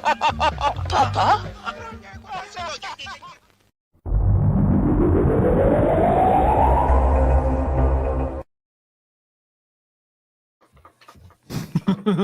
Classic Colin Baker advert action there. You ever seen that one before, Simon? No, I've never ever seen that one before. That's incredible. What, I'm trying to think what year that would have been. I'm guessing it was maybe about 78. I'd say 75, 76. What do you think, JT? Because he was in The Brothers around 73 to 74, wasn't he? I would reckon that would be around about the Brothers' time, because he was huge, wasn't he, apparently then? So, but I've never seen that one either. That's quite interesting. I wonder if that was ever broadcast. Yeah, I wonder whether it was. I wonder whether that was something that just didn't get screened. Or if it was for foreign sales, maybe? Yeah, could be. Well, I believe it was for the cinema rather than for television. That's my guess. I've never seen it before either. It was shot on film. It did look quite lavish, didn't it, Ian? Yeah. Yeah. He didn't see it. He was too busy in the smallest room. He's getting a refill. That's right. In the smallest room. Let's check in with the chat and see what people check make. in with that chat. Yeah, people talking about all the various Blu-ray options. I have 3 boxes of Tom Baker Blu-rays, 1 each of Davison and McCoy. They were all on sale, says Kelly. She's been buying them up. Those Christmas presents, having a bit of a buy up in the sales there. Yeah. Where are they on sale, Kelly Lynch? I need to know this because I've got to go out and rebuy them again. So tell me where they are, so I can go and get them cheap. I would check with sex as well, actually, because I saw some in there. CEX for people that don't know that. It's a branch that we have in various places around the UK called CEX, and it's second-hand stuff. I saw some in Glasgow recently, and the window was full of the limited edition box sets. Garbage points out that it's amazing these days you can't promote a cigarette lighter or the speed of a vehicle in a commercial. That's probably it is, isn't it, Garbage? You can't point out anything anymore because you're probably going to be hung, drawn, and quartered. Yeah. Midget was definitely weird. Peter Harrington says, never seen that last advert. Sadako speculating could be the early 80s. Mind you, in those days, Pete, in Liverpool, it was very difficult to see a car with wheels, do you remember? John Jordan, looking back at the animation, says, has Big Finish ever been involved with animation? Yeah. They are kind of involved in the animations, aren't they? One of the teams, I believe, Gary Russell heads up those. The Abominable Snowmen is Gary's team, actually. And I believe they use Big Finish recording artists, voice artists, and they have got a slight history with animation. I think Gary Russell has worked in animation for another company too, so it's a bit blurry there, but yes and no. And they're trying to, I mean, people will know I've got no time for that a lot at all anyway, but one of the things that got me about the animations that they're involved in is that somebody somewhere is trying to be clever. I can't stand those things that enforce the Chris Chibnall era back into a Patrick Troughton era by little pictures of characters or little Easter eggs from the Chris Chibnall era. No other era, just the Chris Chibnall one. And I just thought, what the hell's that about? Stop it. Disavowed. Keep the past in the past, except Simon. When you have to hand that illustrious tome that's known as the Doctor Who Diary, do you have your hands on said item? I don't know if I should answer that. I'll take that as a yes.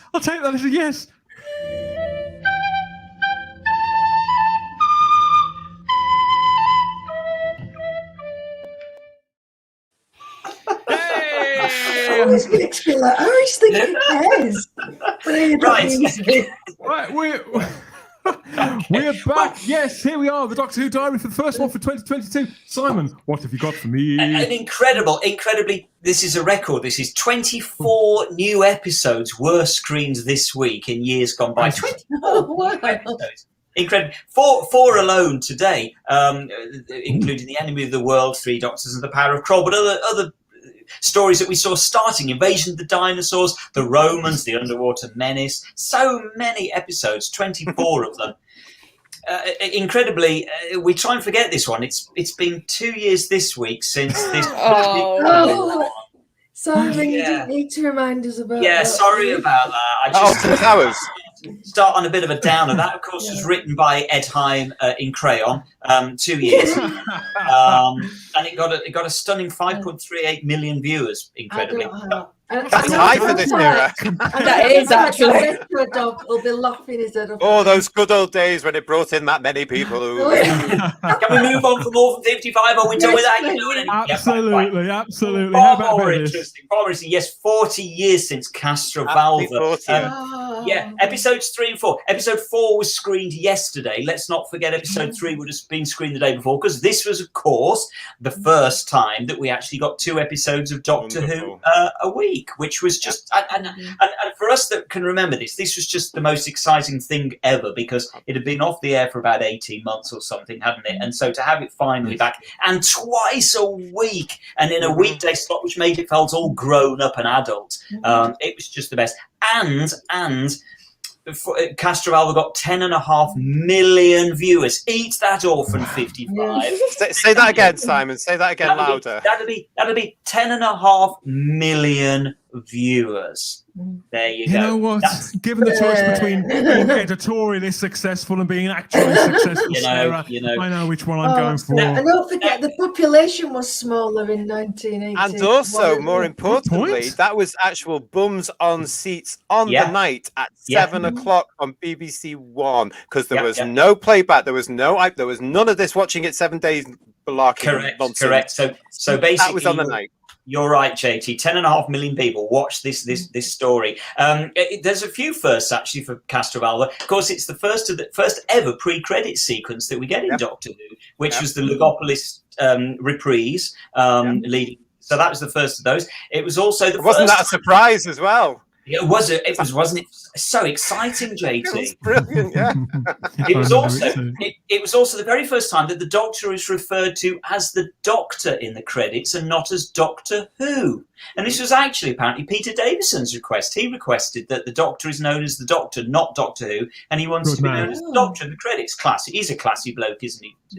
Peter Davison. And very strangely, years later, his future son-in-law would do exactly the same thing. Oh, is that what he did as well? Is that David Tennant did the same thing? David said, I don't want to be known as Doctor Who. Can I be the Doctor? So you wonder whether Peter had a word in his shell-like and said, Yeah, no. well, I don't think they did, because they only met, the first time they'd actually met properly as actors was on David's recording for the Christmas Invasion. So I think it was David's just fan thing coming and saying, no, it's the Doctor there, not Doctor Who. Another first for Castrovalva, as you can see actually in the credits list here from the Radio Times, is it's the first time we get a pseudonym for Anthony Ainley playing the Master. There he is listed as Neil Toynay playing the Portreeve, which is an anagram of Tony Ainley, and of course the anagrams that JT came up with got sillier and sillier. A couple of fun facts for this particular story. The first one, of course, is quite famously is both Elizabeth Sladen and Louise Jameson were asked back to reprise their roles, kind of running from Logopolis into Castrovalva. Both of them declined. And my other favourite fact, and I'm so pleased actually, Dan, that you've put that particular photograph up, because that photo is taken seconds before Matthew I know what you're going to say now. Disappears behind the tree and throws up, and you can see it. You can see his eyes. You can. He's en route. Seriously, this is absolute true fact. Seriously, he's en route to throwing up as that photo is literally being taken. He by his own admission, he indulged in a few too many Camparis the night before, and you can watch as in the scene where they jog back to the TARDIS. You will literally see him. He lurches just out of shot behind a tree, and that is him off to throw up. It's drinking late into the night, Matthew. Quite right, John Jordan. So. Dan, just put that image back up. Is that a spelling mistake? Which one? Where? Look, starring Peter Davison in what? Castrovalva. Yes, that's fairly well known. That's fairly well known, Sarah. Well spotted. I never noticed that. Have you not noticed that one before? No, Castrovalva was spelled incorrectly by many people, including the Daily Mail, the Guardian, and the Telegraph. No. I can't believe I've never noticed that. Well done, Sarah. Thank you for that. But it was, I mean, the thing is, of course, we are actually going to go on to celebrate a little bit more Peter Davison, for the simple fact that it is 40 years since Peter Davison hit our screens. Also, I just had to bring this out as well, because it's exactly 40 years this week since this very issue of Doctor Who Monthly was published, complete with their typo. Here we are, Sarah. We started a thing here with their typo. Peter Davidson apparently is the Doctor. Very, very famous typo there. But this is great. How about spell checkers in those days, did they? No, they didn't. It's also the first episode of The Tides of Time, the great comic strip. Classic. First Peter Davison appearance in the. What was his companion called in that, Simon? What was the Doctor's companion? Shade. And what was the important one called? What was the important one? There's a question for you, Facebookers. Go and look it up. Sir Justin. Sir Justin, you're right. You're right. I've forgotten about Sir Justin. In fact, it's a classic strip, though, isn't it? Is that him? Is that him, JT? There, do you remember? Yes. Justin? No, that's not him. No, he's a bit butchered than that. Is he? Oh, well, of course he would be. But But it's great because it's looking through this issue from January 1982. On the Gallifrey Guardian page, we get the stuff about how Peter Davison had actually appeared on television before he actually appeared in Castrovalva. He appeared on TV in his outfit on the Lord Mayor's show before he'd been in Castrovalva. We also get mention of the infamous Doctor Who wallpaper, the Peter Davison wallpaper, and down here. Down in my favourite, you get a little mention just there of Earthshock, the forthcoming story. And, of course, there's no mention of the two great shock endings that are to the end of episode 1 and episode 4 of Earthshock. And if you haven't seen them, I'm not going to spoil it for you. Go and watch Earthshock. You mentioned the Lord Mayor's show there, which I remember watching in 1981 and being thrilled that Peter Davison was there with the TARDIS. But one of our guests on this show was actually there on that float. So let's just say hello to Paul Tams, because he was there. I know Paul Tams. Roped into it by John Nathan Turner, and he's there. Was he dressed as K9? Was he dressed as K9? No, he was one of the very handsome 80s-looking young blondes at the side of the float accompanying the Doctor. So, JNT knew what he was doing, didn't he? Oh, well, we won't go into that. Paul, you are a dark horse, my friend. You have to come back on and tell us that story. He's got several stories, I suspect. I don't think he'd ever tell us, though, would he? Simon, as well, can I just say, can you show that copy of Doctor Who Monthly again? And underneath Peter Davison as the Doctor, let's just bring that up there. What does it say, everybody? That says The Return of the Sea Devils. And anybody that would like to see Very topical. It is absolutely topical. It's a superb comic strip called Devil of the Deep. Brilliant comic strip in which you actually get, believe it or not, a friendly sea devil. You read it. It's a friendly sea devil, and it's a cracking episode. Those comic strips were awesome. Alan Moore, all those people worked on the comic back then. That was cool. Kids today. I'm going to sound like an old fart now, but I don't give a toss. This has just fallen out as well. I'd forgotten as well. This has fallen out. The sticker. Well, have you got the sticker with it? Look at that. Kids today will never know the backup strip and how classy they were. They were proper stories, weren't they? And you had your main one with the Doctor, then you had this backup one, which was usually a monster or something like that. And the best one, I think was called Black Legacy, which was the one with the Sontarans in. I had nightmares about that for weeks afterwards. Why haven't they been collated, Panini? Why haven't you collated them and put them out as gorgeous graphic novels? I think there's been talk of them. They've been out a few times. They were out. Were they colorized in the American title in the mid '80s? Right. I believe they came out. Yeah, I believe they came out again when IDW had the license back. When would that be? When Tennant was still doing it, so around 12, 13 years ago. I missed those then. You know that magazine, though. Magazine was made with love and talent and stuff like that. You can see it. I mean, you know how hard it was to actually draw a comic strip in those days. You didn't have a computer. Well, you did have a computer, but it wasn't as advanced as what they got now. Literally, you had to draw a pencil and then ink it and then put all the words in and then use Pritt stick and stick stuff on there. It's all so well done. Yeah. And the thing about that. If you're loving all this unabashed nostalgia as well, courtesy of Type 40 Live and the Doctor Who Diary, don't forget, please like the video, subscribe to the channel, and hit the cloister bell so you get those notifications. Get some more. Thank you, Vanessa. Thank you, Vanessa. Do you know, Ian? Sorry, Sam. Sorry. I was going to say, leaving the Peter Davison era behind, going backwards in time a little bit, Simon. No, hold on. Are we leaving? Do you want to leave the? Okay then. Right, in which case, no, that's fine. Going back a little bit further in time, birthdays in that case, and our first birthday today is one of Dan's favourites from his favourite story, Louis Viander, bless him, from Trist, of course, from Nightmare of Eden. He would have been 83 yesterday, bless him. Sadly died in 2016, but he would have been 83 yesterday. And a memorable performance as Trist in Nightmare of Eden. Believe it or not, he was born in Australia, which I didn't know. Yeah, he was born. Born in Melbourne, Australia, and he started his career at the National Theatre in Melbourne. Then moved on to Sydney. Then went to London. And finally, in the 60s, he worked with Laurence Olivier and John Gielgud at the RSC. So he's got a fantastic pedigree. Somehow he ended up doing a mock German accent in Nightmare of Eve. What went wrong? In a Bako foil tin suit? What went wrong? It's a performance full of curious decisions, I think. I think so.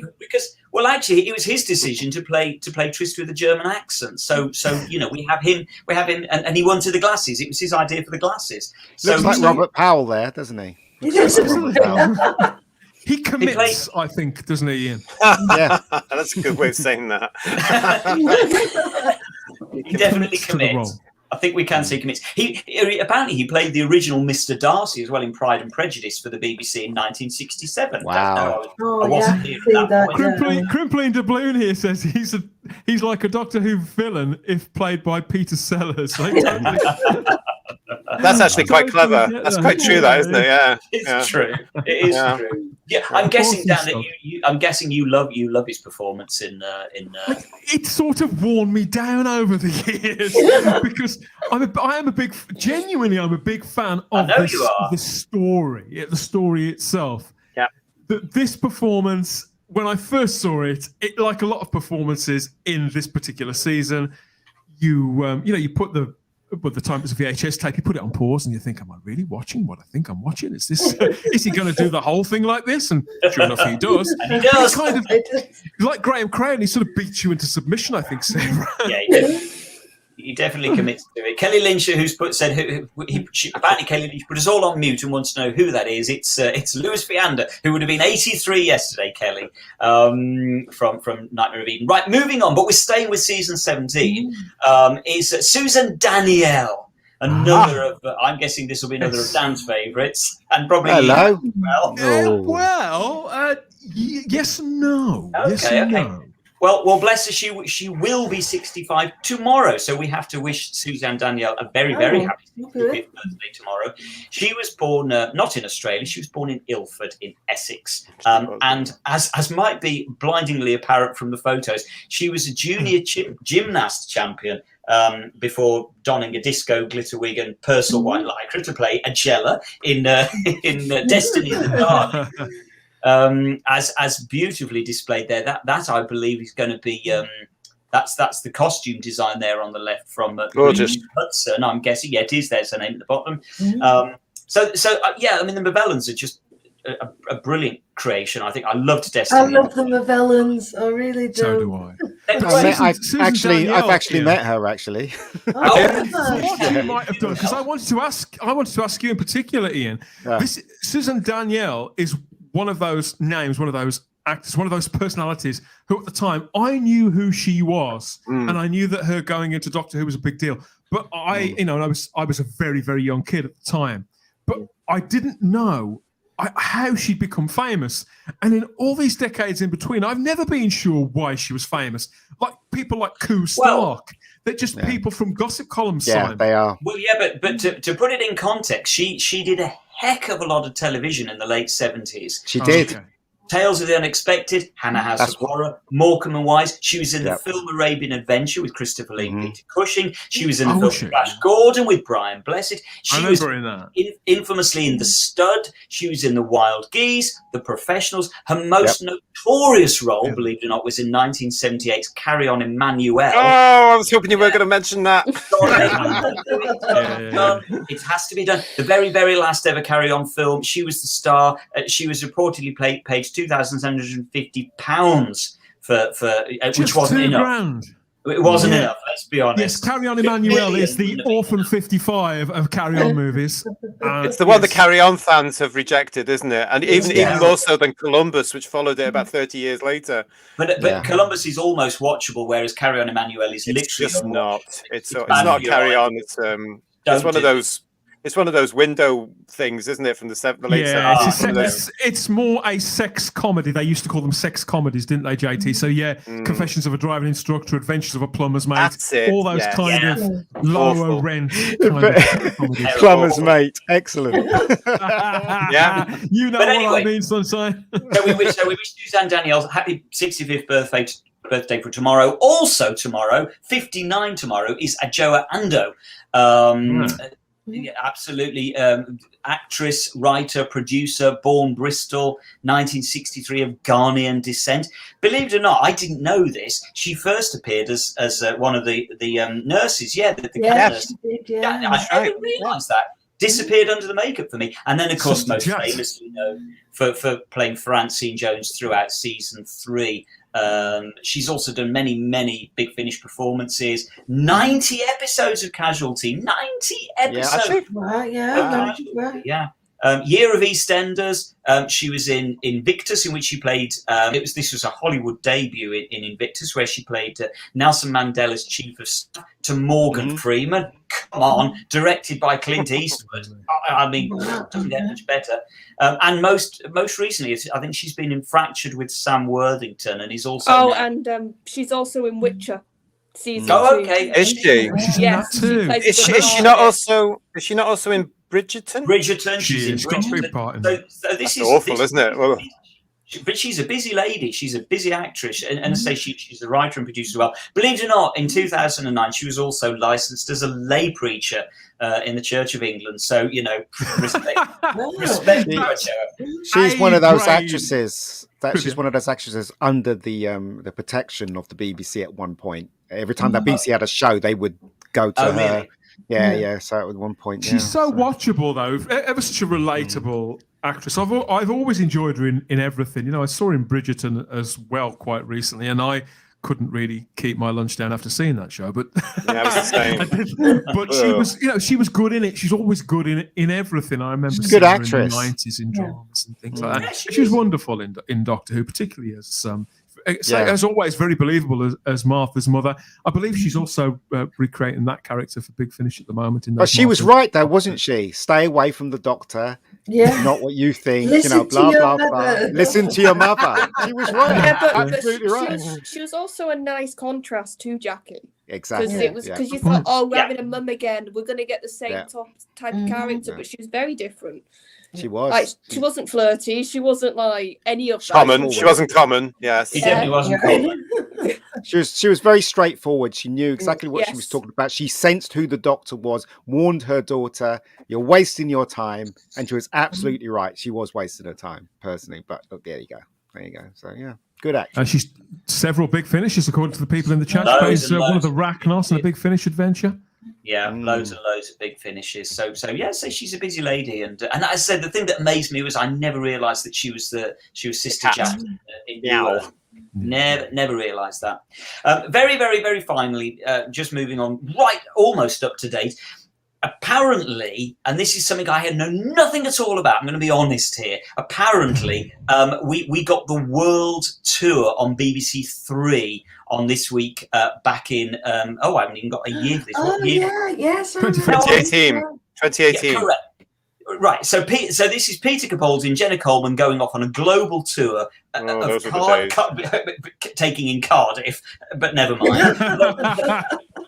Seoul, Sydney, New York, Mexico City, Rio. Apparently, there were contributors in there: Stephen Moffat, Waris Hussein, Fraser Hines, Annika Wills. This was on BBC 3, apparently. This passed me by. I know nothing about. What was this? This was the promotion. They decided this. 14?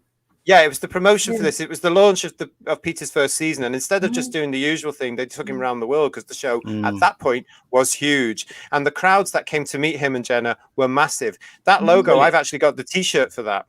Great, love it. And the promotional material that was in house at the BBC to explain this is what they were doing. BBC Studios very heavily involved. It was a whistle-stop tour as well, and I know that Peter and Jenna were knackered for it because they were flying all around more or less within several days. And it was followed on BBC 3, and you could follow it on the them website as well. And it was very exciting to launch this new version of the Doctor in a way it had never been done before, by going around the world. Because they'd gone with Matt Smith before to America, hadn't they? Yeah, to New York. Do you know a little bit of trivia here? This week I've been dealing with special effects people, right? Computer effects, and I was talking to this guy from Russia. And it just so happened that he was a Doctor Who fan. And we were talking about Doctor Who, and he told me something that I never knew. He said, in Russia, Doctor Who is bigger than Harry Potter. Wow, really? I didn't realise how big. He said to me, "You don't realise how big Doctor Who is over here." He said. No, he said it's bigger than Harry Potter. And which, and do you know, the world don't report that. The world doesn't report which it. Doctor Who are they getting in Russia? Do we know? Which? Well, the new series. He was saying the new series. David Tennant and Matt Smith. Straight on. Yeah. Right, okay. Yeah. I'm not So sure there you go. Capaldi's got over there, and I don't think Whittaker got over there, but I know Tennant and Smith did. And you said he was very disappointed that when they were doing the tour, this one he mentioned, that they didn't come to Russia because Russia is huge on Doctor Who. Probably political reasons why. Yeah. So there you go. There'll be a I never police knew box that. you need to worry about over there, I tell you. So, as I say, I still have no memory. Was this like a 1 hour show or something like that? It was. No, it it was. was. Well, yeah, it was a series that was well, there was a 50 minute to 1 hour show on BBC Three, I believe. Yeah, it was And BBC Three. I think it's out as a special feature on one of the Christmas specials. Maybe it could be on Deep Breath or Last Christmas. Maybe I don't know. I mean, I think I recorded it off BBC Three. I suppose it would have been all the iPlayer or whatever else. So it is out there. But Dan, even up this picture, it's very Doctor Who-ish. I mean, look at what Peter's doing, and That's then you look at Peter. exactly, and then you look at the cosplay Doctor. They're sitting at a table. You know what I mean? It just doesn't compute, does it? Really? Let's face it. He was. This is why Peter was always so right. It was such a glove fit for the Doctor. Yeah, he was. He was. Well missed. Wonderful stuff. Yeah, I mean, when you look back, 2014 seems like an ice age ago. But all the photographs from all those locations all over the world, there's some spectacular imagery. It was beautifully taken images like that from some of the world's most glamorous locations. There's one, I think they were in Rio de Janeiro. Yeah, they did go to Rio. With the Cybermen near that statue. I got chills the first time I saw that. I was like, oh my God, there's a Cyberman near one of the most famous statues in history. It just did not compute for a little while, that one. It was really weird. It got this gorgeous shirt on it. It had got stars and like a galaxy pattern. Can you remember? Yeah, I do. Yeah. I just remember yes, that's the Doctor. I'm gonna have to have a look at this. I can't believe that this passed me by. It's amazing, actually, Simon. If anybody new like yourself is watching that now, and you look at where it is now, it will hit you with nostalgia because that's when you suddenly realise this show was massive. Oh, it was huge, absolutely huge. Yeah, shame, a real shame. It'll come back. It'll come back. It'll come back. It'll come back, and so will the Doctor Who Diary next time. Thanks for all of that, Simon. It was a blast, as always. A blast. For next time.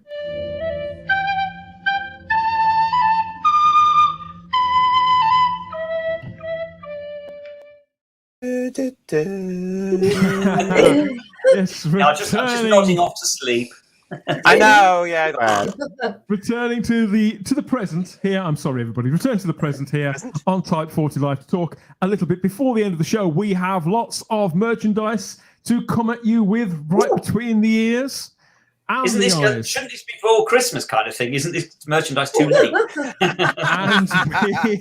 and we're going to take a look as well. We're going to take a look at the ratings as well because we know why you're here. We know why you're here. But first of all, we want to say a thank you, Simon, to our friends at Doctor Who magazine. Lots of people have reached out to us in the last week to say people on other content creators like the Rabbi from Another Planet, and people who've been dropping us messages to say you're in it. We've seen you. We've spotted you. Congratulations. Well done.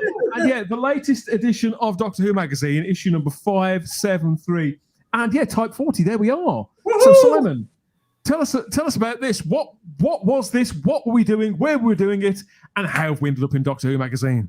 Oh, well, yeah. This, of course, was our interview with the wonderful, sadly missed Chris Achilles. I can't believe we're actually talking about Chris in the past tense. We did this interview with him, what was it, about 18 months ago, and it's been out on YouTube for a year now. I dropped Doctor Who magazine a line, and when we lost Chris, bless him, and I've got my Chris mug here today with Cybermen on as a celebration of his life, and I just dropped a line to Doctor Who magazine, said you might like to know that Dan and I conducted what I think is probably the final interview, certainly final long interview with Chris, and it's up on YouTube. And so well, let's say they used some of it in their tribute feature, lifted some of the interview pieces for their tribute feature, but they also did kindly put us on their YouTube little panel to let people know about it. So there are going to be people out there finding us. 2 you owe us, Marcus. But yeah, it's obviously nice to get. Yeah, even it's bittersweet, obviously, because we wish that Chris was still with us. Terrible, but, very, very, very sad. It just goes to show, doesn't it, that how much that Type 40 cares about Doctor Who. Do you know what I mean? I don't see any other streams doing what you guys did with obviously, you know. So, and it's crazy, isn't it? It's crazy. Yeah, it's nuts. But Type 40 deserves praise. We do it. We deliver the goods that everybody wants, don't we? We all do. That's it. Well, you know, we both of us spoke to Chris, obviously, before and after we conducted this interview. He was very happy with it, very proud of it. Yeah. And just the same as he was with Clack, obviously the big book from Candy Jar. You know, that was one of his life's ambitions to get that out, and he very much wanted to support that with a not a definitive interview, but an up-to-date interview and an interview in his own words. And I know that we delivered on Chris's wishes. Well, I think we did. And to be honest, I think, Dan, actually, I think to an extent it was a definitive interview. It literally covered his entire life up until a year, bless him, before his end. And I can see Blue Planet in the chat is saying that he would have loved a part 2. Blue Planet, we would have loved a part 2 as well. And we were doing a part 2. This is the tragedy of it. I'd been speaking to Chris only about a month, sadly, before he died. And he was all lined up. We were doing a part 2. So there we go. Were still but in he was touch totally up Chris. for it. Totally up for it. It's a shame that we're in the magazine with Jodie on it, but hey, you can't have everything. That's one of the reasons I put it back. I was going to buy Doctor Who magazine for this one because of the tribute to Bob in it, which I didn't like at all.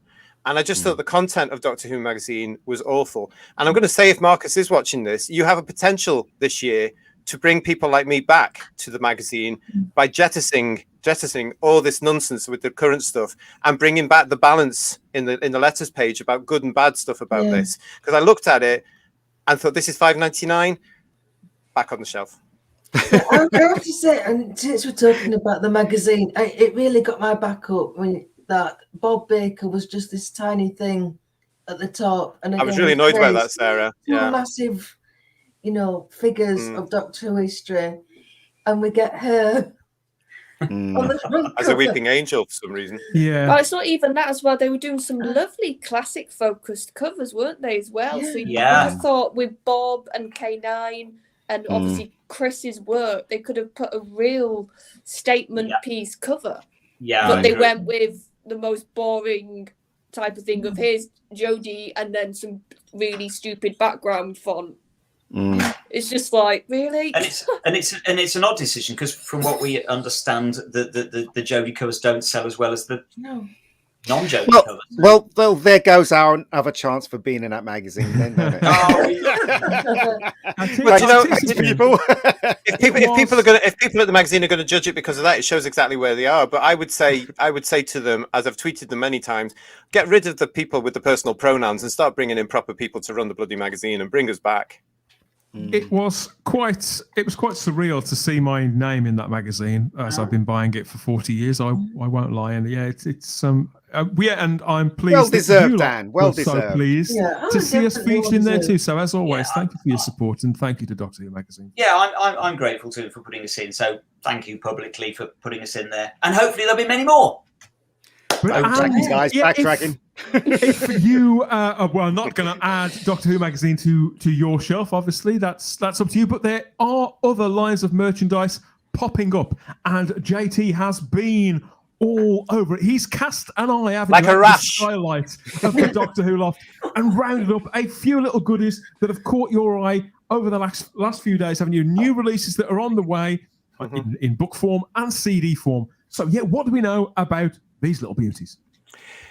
Right, well, Time and the Rani and Sleeper Agents are out now. So Time and the Rani, of course, as you can see, there's read by the delicious Bonnie Langford. We love her, and that's one of the Target books taken to CD, as you will be aware. If I really can hit myself at codes. I dismissed the Target range on CD because I thought, God, it's going to cost a lot, and I wish I had started collecting them because you cannot get them now. A lot of them are out of print. So if you're buying these things, they're ranging in price from anywhere between $19.99 upwards at various places.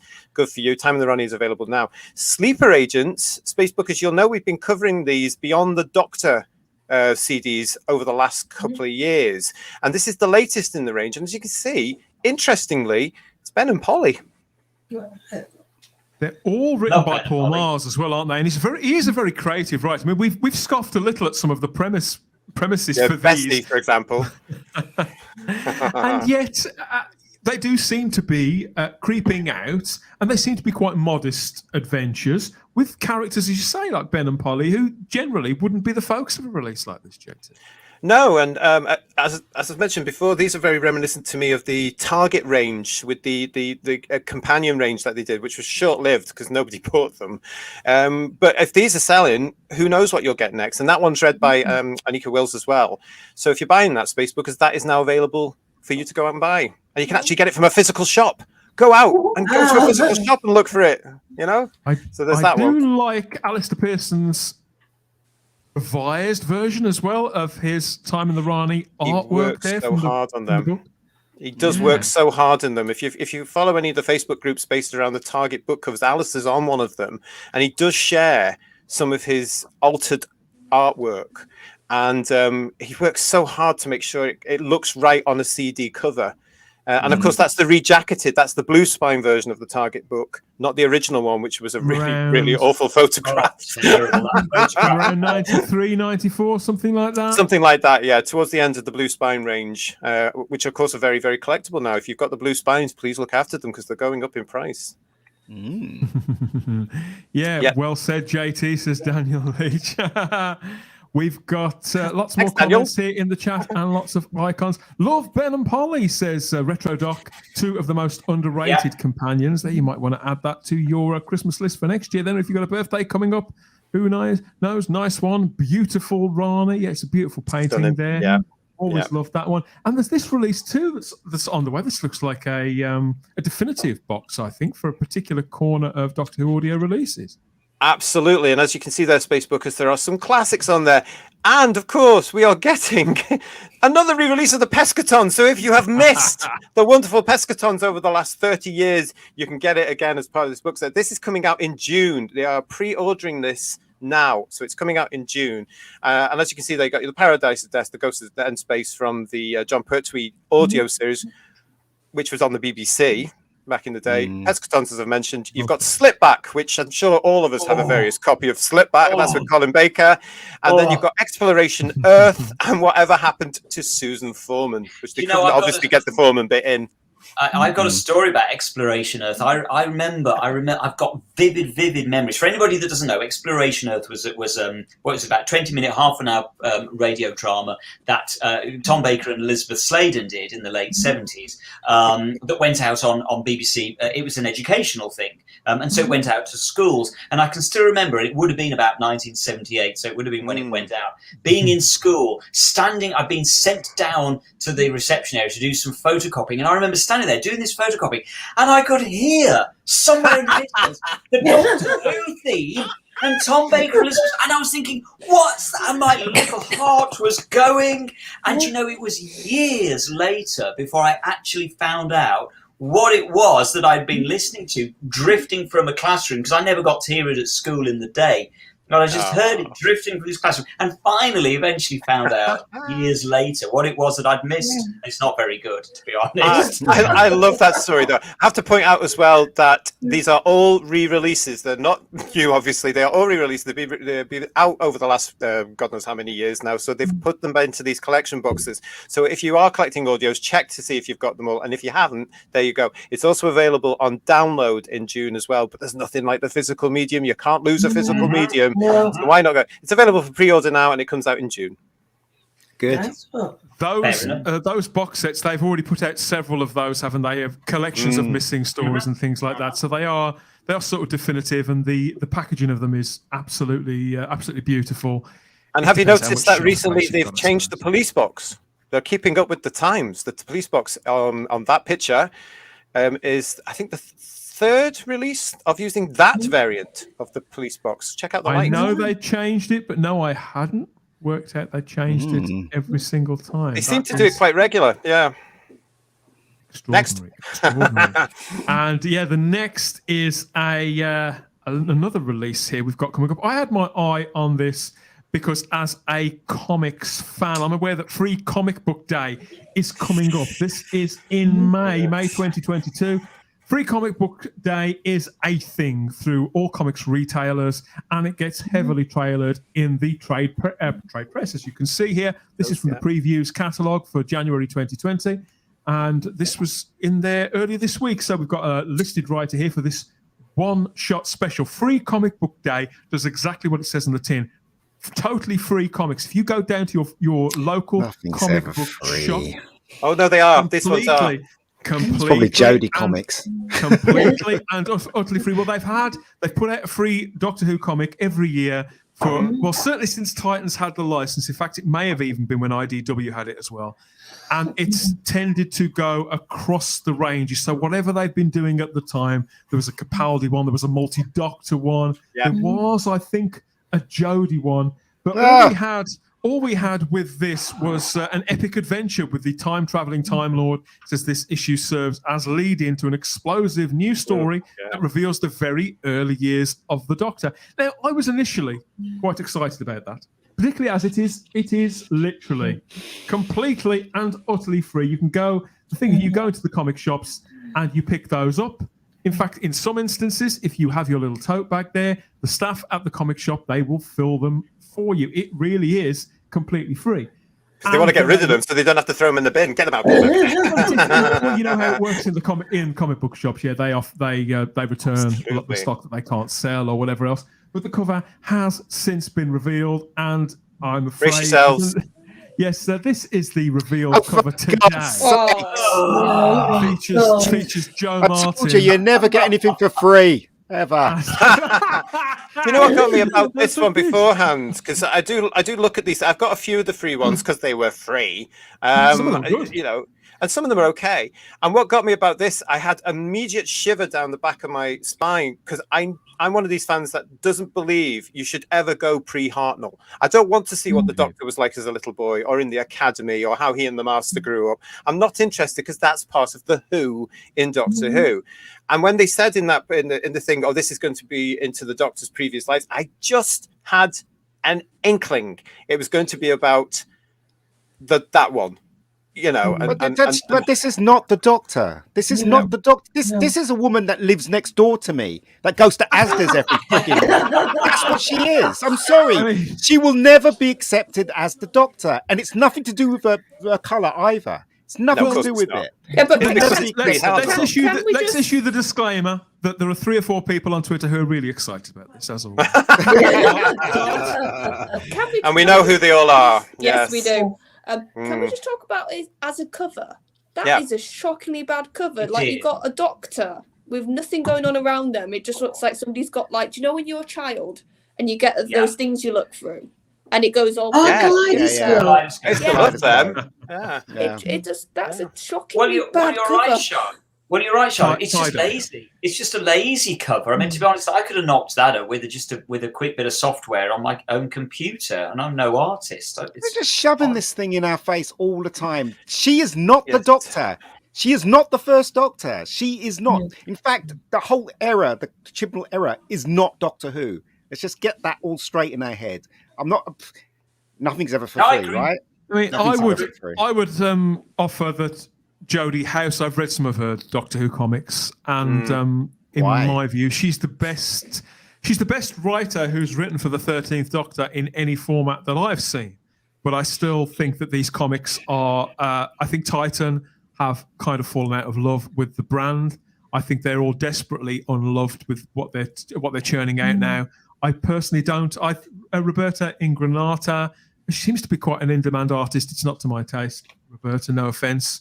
Comic Craft are doing the lettering on this. Richard Starkings, he's a god of that industry. But I have to agree with you. I think that the cover, it's a lazy tie-dye and a photo. It's a nice enough photo. I have to say, I don't particularly like the Fugitive Doctor either. Joe Martin, at the end of the day, this seems like, I think Joe Martin seems a really nice woman, and this is something inexpensive, and I'm sure she's going to love it when people hand her these at Comic-Con to be signed. And I think that's all perfectly fine and very, very sweet. But as you say, Ian, I'm not interested in reading about this character.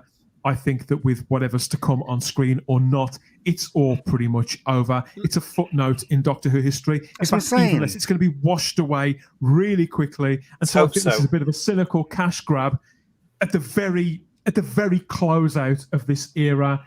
And if it wasn't for free, I think you'd have trouble giving it away. Usually, anyway, I like her costume. I think her costume's very, very good, well designed. But I'm sorry, I cannot accept that woman as the Doctor. I cannot. I agree. It's ridiculous. And the thing that I find frustrating, and I know we've gone down this route before, so we won't go long down it, but I just feel that it's undermined the Doctor as a character by just churning out these. Anybody can now be the Doctor. And it's just undermines the gravitas of the character. It no longer feels special. The role just doesn't feel special. They keep trying to include her in the whole history of Doctor Who. They keep trying to shove her in there. She's only been in, 2 episodes or something like that. The show aren't doing to a calendar, which is another reason why I don't it feels like you might as well make Kermit the Frog the Doctor. Exactly. It's ridiculous. No, it was Miss Piggy. Miss Piggy was the Doctor. Sorry, yes, you're quite right. At the Muppet Show live show at O2, she became the Doctor, so she's canon. I can recommend some Doctor Who comics for you, though. I can very proudly say that friend of the show, good friend of mine, good friend of ours, Svila Betkin, the Rabbi from Another Planet, his incredible Ice Warriors comic strip that I think this was originally produced around 5 or 6 years ago. So, yes, Svila Betkin wrote this. The art is by Stefano Cardacelli. The idea is it's a comic strip based all around the superb villains. I think we all love the Ice Warriors, don't we? 1-page comic strip that forms one overarching story, very similar to the comic strip that Adrian Salmon did for the Cybermen that ran through Doctor Who magazine, and those Dalek strips from the 1960s. Svi and Stefano attempted to do the same for the Ice Warriors and their lore. It was put out originally independently, and you can now get it again if you sign up for the Rabbi from Another Planet through his Substack over on his YouTube channel. It's an excellent comic strip with superb artwork and a great story that really does evoke the spirit of those Doctor Who magazine backup strips that we were talking about earlier on this very show. So I have to give a call out to that. Those are true, really creative, beautifully written Doctor Who comics. Get in touch with the Rabbi from Another Planet and check those out too, everybody. We've lots of mixed reactions here to the Free Comic Book Day Doctor Who special. It could be worse, but I think that we have to agree here with Moons of Madness. William Hartnell was the first Doctor. And kind of like you, I don't really want to see even the first Doctor as a boy or in earlier life. It's not something I'm interested in. Or a little black girl. Either. I don't want to see him as a little black girl. It's ridiculous. No, I don't want to see that either. No. Richard Brooks says Bill Hartnell is the first Doctor and the first incarnation. Childhood stories happen to that character. So anything else detracts from his amazing performance and the start of the actual Doctor Who legend. Correct, Richard. Couldn't agree. I think we're all agreed there, aren't we? Yeah. What else have we got? Let's take a quick look because we have a few other items here. Oh yeah, I want to have a quick brag about this. We have a few months ago on the show, we looked at the fact that the Big Finish audio releases were clearly about to cast somebody as the second Doctor. It's a controversial subject, recasting Doctors. David Bradley plays the first Doctor for them at the moment, and Tim Treloar plays the third Doctor. And we were speculating because they've got a range of second Doctor stories about to kick off over the summer. we put it out there that maybe Michael Troughton was about to take that role, and it was confirmed just last week that's true. So Michael Troughton, son of Patrick Troughton, is playing the second Doctor, and his first full appearance will be in this release, The Annihilators, which I believe is out next month, with Tim Treloar. So it turns what we thought was a standard third Doctor story into a multi-Doctor story. Michael Troughton's there making his debut alongside Fraser Hines, returning to the role of Jamie. I believe this will be set in the time after the War Games, that season 6B, as written about by Terence Dix. And we'll see where that's going to go from there on. But yeah, that's John Corshaw's in that too. He plays the Brigadier alongside Tim Treloar as the third Doctor. And Daisy Ashford, who's Caroline John's daughter, who now plays the role of Liz Shaw. So I know that the recasts aren't for everybody, but we were right yet again. We were right here on Type 40 Live. When was this? That was May. So that's 7 months ago. We got you the news about that. So yeah, welcome back to Doctor Who, Michael, and best of luck in that role. Charlotte, I understand you're about to be spirited away. Yes. So thank you. It's been late. It's 6 minutes late. Your bedtime. People know me now. It's a bit freaky. I get literally like, "Why are you still up?" messages. It's not. So thank you. It's been lovely to be back, and see nice to see you, Charlotte. Next week. Yeah, lovely to see you. Charlotte. See you Looking forward to it already. Bye bye. Oh God, thank Can God. I just mention a bit more merchandise? Are we okay if we do that very quickly? Yes, go on, carry on. Yeah, right. So just to let you know, if you're collecting the character options figures, a lot of the stores now have got the latest wave in, which includes the first Doctor and TARDIS from Unearthly Child. Mm-hmm. The wonderful Frozen. Plug. Aren't they gorgeous? The plan. Oh, hello. Oh, he's he means so this is what JT's talking about. I think he has frozen ever so slightly. This is the release that he's talking about. I wanted to ask him about this as well. It's finally appeared then, JT. Yes, they're all in. I'm going to show you this Planet of the Dalek thing. Look at that. Ooh. Oh wow! Oh! Let's have a what? Nice. Attention to detail. That's beautiful. You get 2 in the set as usual, and they both have the hinge there. So that's great. They're all available. And coming up very shortly towards the end of January in B&M is the 1974 robot set, Tom Baker's debut, which ties in very nicely with our show next week. So they're coming in at the end of January and into February in B&M stores. So do keep an eye open for those if you're collecting them, because they are stunning. I am really pleased with them. They're beautiful. Well done character options. I absolutely love them. And they are wonderful. Yes. So there we go.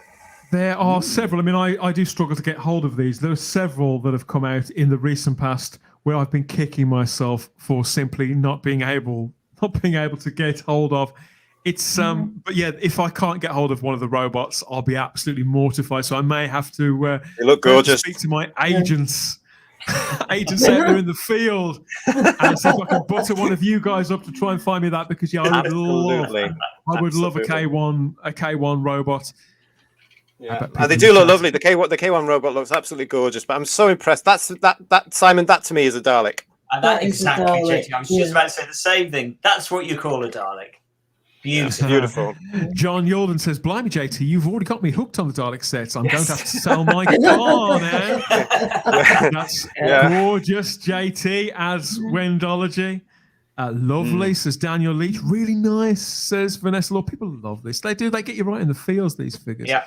David Mullen also hasn't been able to get that Doctor and TARDIS neither. I haven't seen a single one. Right. I know there was. They were coming in at different times. I only managed to get mine last week. Okay. It's nice though. I want one of them. They're gorgeous. They're 19.99. So if you're going to get one, and I'll show you the backdrop, because I don't know if you can see that, because you get the 2 Daleks. But of course, characters do these beautiful things in the box. That's the box it comes into. All right, let's have a look at that. Can we have a big close up, please? It's got the Dalek ship on. Yeah, brilliant. Very nice. Oh, excellent. Yeah. Look at that. Yeah. It's that's TLC. Absolutely love it. You see, so there we go. Proper Doctor Who, proper stuff from Doctor Who, not this. No rainbows in sight. Looking after the collectors. Yeah, I did. What's going on? I did promise people, because we're overrunning again. I can't. We are overrunning. We always do. But I did promise people one look at. Yeah, I'm afraid. Sorry, Marcus. We're looking at Doctor Who magazine again. So yeah, the ratings. Doctor Who magazine published this piece also this month. Chart fluctuations. A breakdown here of the ratings for Doctor Who over the entirety of the new Doctor Who era. These were put together, as always, by Tom Spilsbury. Really nice guy who knows his stats, loves his stats, and did a sterling job when he was editor of the magazine too. I've always had a lot of time and respect for Tom. But the amount of spin going on these figures is absolutely outrageous. Because as we all, I mean, here we go. Look, he says, and now Doctor Who is back at the exact same position it was at 16 years ago here. Back at the 17th place in the charts, but with a drastically reduced, 4.95 average. It's a real rating. reach, isn't it? A real reach. 13. He's hold on. Who's Tom's this guy? trying so hard. This is the ex-editor of Doctor Who magazine, but he stayed on to be their stats guy. He's a liar. He's a liar. That's the end of the story. So this is the figures that they put. This is the biggest spin that Tom. Look, Tom, we don't mind this. If you have fun putting these figures together, but the truth of the matter is the ratings are shocking. They are all in. We have the entire ratings landscape for Series 13 of Doctor Who. Doctor Who Flux has become all too apparent over the last week. And yeah, here we are. These are the UK ratings. They're all in, not just for the 6 parts of Flux, but that special too. Where do you want to start with this? Wow. Yeah, okay. So with the New Year's Day special in inverted commas, specials normally see that uptick of ratings in both the overnight and the consolidated, but they are down. This is, I believe, this does confirm Eve of the Daleks by Chris Chibnall. The New Year's Day special for 2022 is the lowest rated episode of New Doctor Who ever, according to that Collins consolidated figure at 4.3 million figures. The Eaters of Light did get a lower overnight figure, but it did way better through the iPlayer. I think nearly 2 million people went to that show when it went on iPlayer. And that was on later as well, wasn't it, Dan? Wasn't it 8 o'clock or something ridiculous? It was on a completely different night of the week, a completely different time of year, over 5 years ago, and it got considerably more through its iPlayer figure. Check these figures. What can't speak, can't lie. Look at this. This is still that trajectory going down and down and down and down. But don't forget, Dan, that the reason is, of course, it was going out on New Year's Day, and people are busy on New Year's Day. That they're doing stuff on New Year's Day. Watching the other side, because what got more? The Masked Singer got more. Catchphrase got more than this. Celebrity catchphrase. This is what failure looks like, Tom, and everybody who's trying to spin these figures. You can only spin so much. Yeah, you can cling to the fact that it's back at the 17th place or whatever. If that makes you feel better, I take no pleasure in saying any of this, but the failure is absolutely complete. If you don't. If for whatever reason you are dismissing overnight figures that they don't matter, if you're dismissing traditional TV figures that they don't matter either for whatever reason, just look at that final column on the far right. Yeah. Those audience appreciation index figures have never got out of the 70s throughout the entirety of Series 13. This absolutely underlines the point. This is how the viewers rate, the people who've actually sat down, who've made that appointment to watch, either individually or as a family, whatever device they've watched them on. The audience people that sat down to watch this are the personal pronoun label-loving, diehard Jodie Whittaker fans who are only there because there's a lesbian a plot fair coming up, I believe. Oh, please. Well, the fact is, whatever their identity and wherever they are there, the people who watch this, they registered as to whether they actually liked it or not through the audience appreciation index.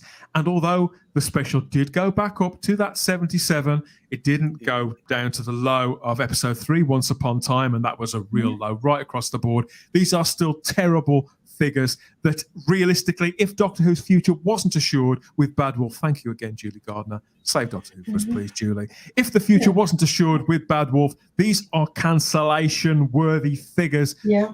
Sarah, is any of this a shock to you? I know you haven't watched Series 13. No, How do you feel about these figures? yeah, We haven't spoken about this for a while. At this point, I'm just enjoying the Schadenfreude, to be honest.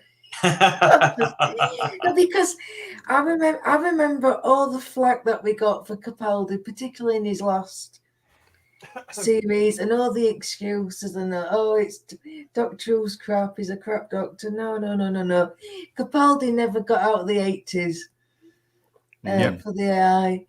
Those AI figures were 85 to 89, boom, boom, boom, Yeah. boom, boom. iPlayer figures were double. In fact, I think they were 2.5 times what they are now. Yeah, absolutely. And so I'm just kind of enjoying it, to be honest. And most of the overnights more.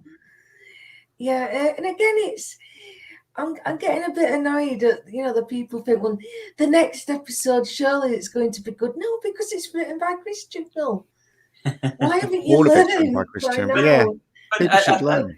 And the thing that I am just still so bored of hearing is that we're constantly told that viewing figures are down overall, and it's simply not true. You look at things like Line of Duty or whatever, and the figures are up. If people want to watch it, they will watch it. There are viewers out there. You can catch them again. It's not true that they're down overall.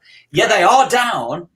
But there are still series out there that are still doing well and still getting good figures. Well, the reason why Line of Duty is doing well is because one, I haven't seen it personally. No, me neither. Tells me. One, it's a really good show and really well written. And two, word of mouth. Word of mouth is stronger than anything in social media and media combined. Yeah. If somebody says it's good and it spreads like a cancer, that's always going to trump everything right across the board. So, I mean, you just got to look at the latest Spider-Man movie. It's a really good film. Everybody's talking about it. Past $1 billion or $1 billion, whatever, and it's the same thing with Doctor Who. When Doctor Who was good, it was word of mouth. It wasn't, the ratings, the ratings went sky high because of word of mouth. Everybody knows that the Jodie era is terrible. Nobody's talking about it. Nobody wants to watch it. And this is the result. So and it's undeniable.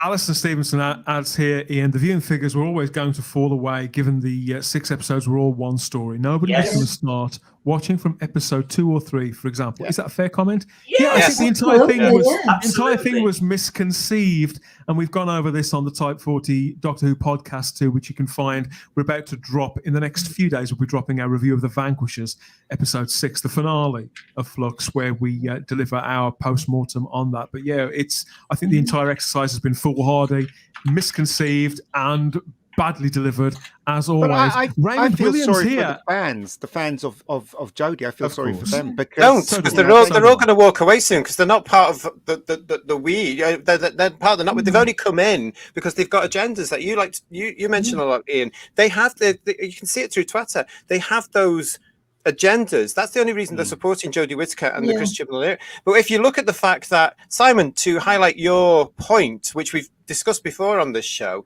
the BBC One ratings, the consolidated ratings for Strictly Come Dancing were over 12 million for the wheel, which is on the BBC. I don't know what that is. From 12 million to 5,000 to 5 million. So it's all very. I mean, even the Weakest Link is getting 5 million at that particular point. I mean, for Christ, it's embarrassing right now. Do you know what I mean? It's Raymond Williams adds here, it's the lowest figure ever. I haven't checked this. But Raymond says it's the lowest figure ever.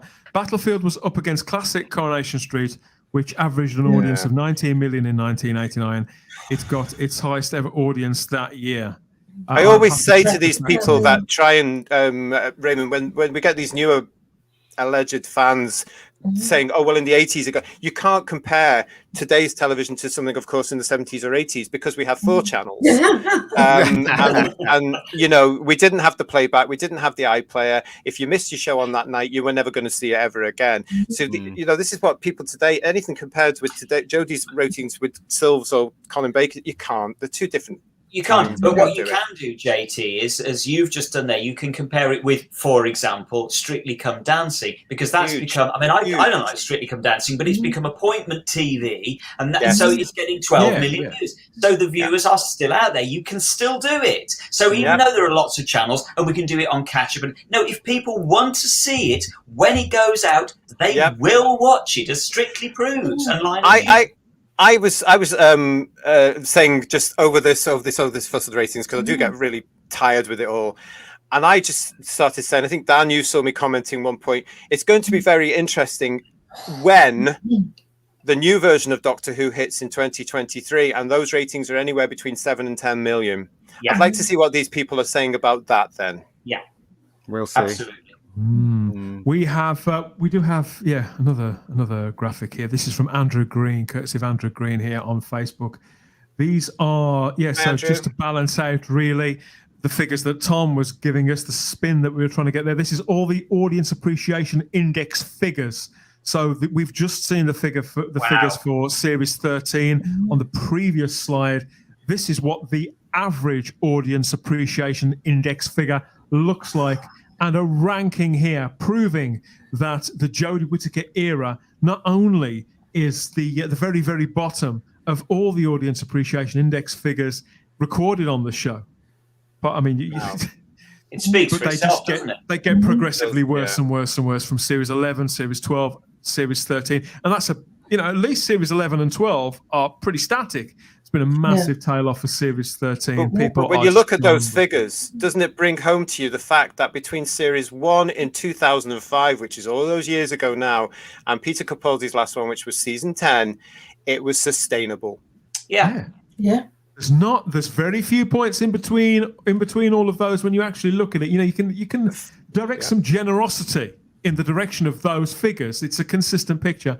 Yeah, but it starts to drop. The fans and the public were there for those 11 series, as it were, and then as soon as Chibnall's era starts, it alienates people, and that's not what Doctor Who's about. And the fans left, the British public left. There's the proof.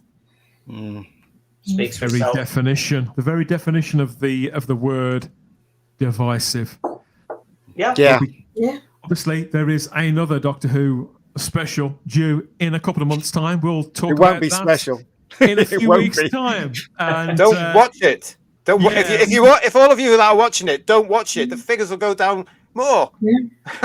Don't watch it. Well, this is it. I mean, at one time, I would have thought that the figures. It did surprise me that the figures for Eve of the Daleks were as bad as they were. But now that they have gone down again, then I do suspect that the special at Easter will also be a further fall. May not be by a big chunk, but it'll still be a fall. Oh, is it Easter? Even though there's one more special after that, the big centenary special in the autumn, where finally, everybody, it is going to happen. The moment we've all been waiting for. We're going to get to see it.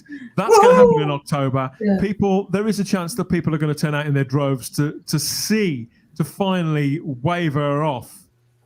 That could bring people back, but I don't think people are going to be coming back for the Easter special. I think people just want to see the woman depart the role and put this all in the past, really, because by that time the general lay of the land is we get whoever's next, we get a look at them.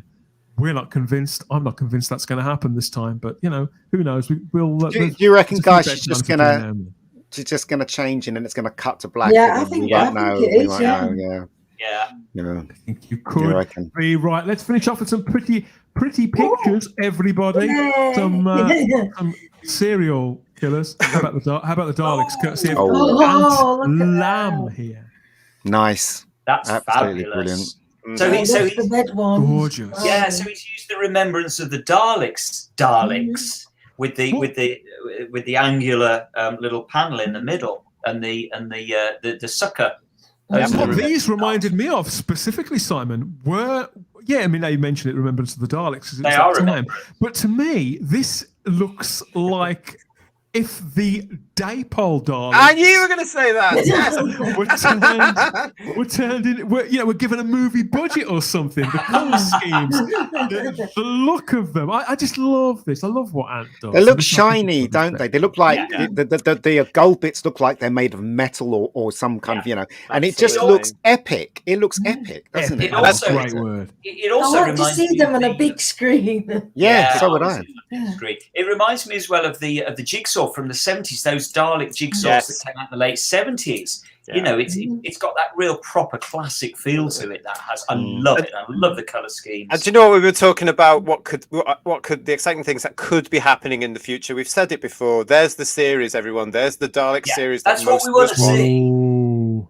That is what we want to see, isn't it? Let's be honest. Yeah, I mean, I think something like Ant and Lee and whoever else who's very good at these sort of things, a CGI possible series like this of 25-minute episodes every other week, or you can binge watch it, whatever. That's going to work. That's going to work, isn't it? We're going to love that. Yeah. Let's look at some traditional art. This is Connor Atkins who put this out onto Twitter, hand drawn and coloured artwork here. I'm impressed already and haven't seen it. Me too, yeah. Specifically geared around the first Doctor's era. I just thought this was really beautifully done. done. That takes me back.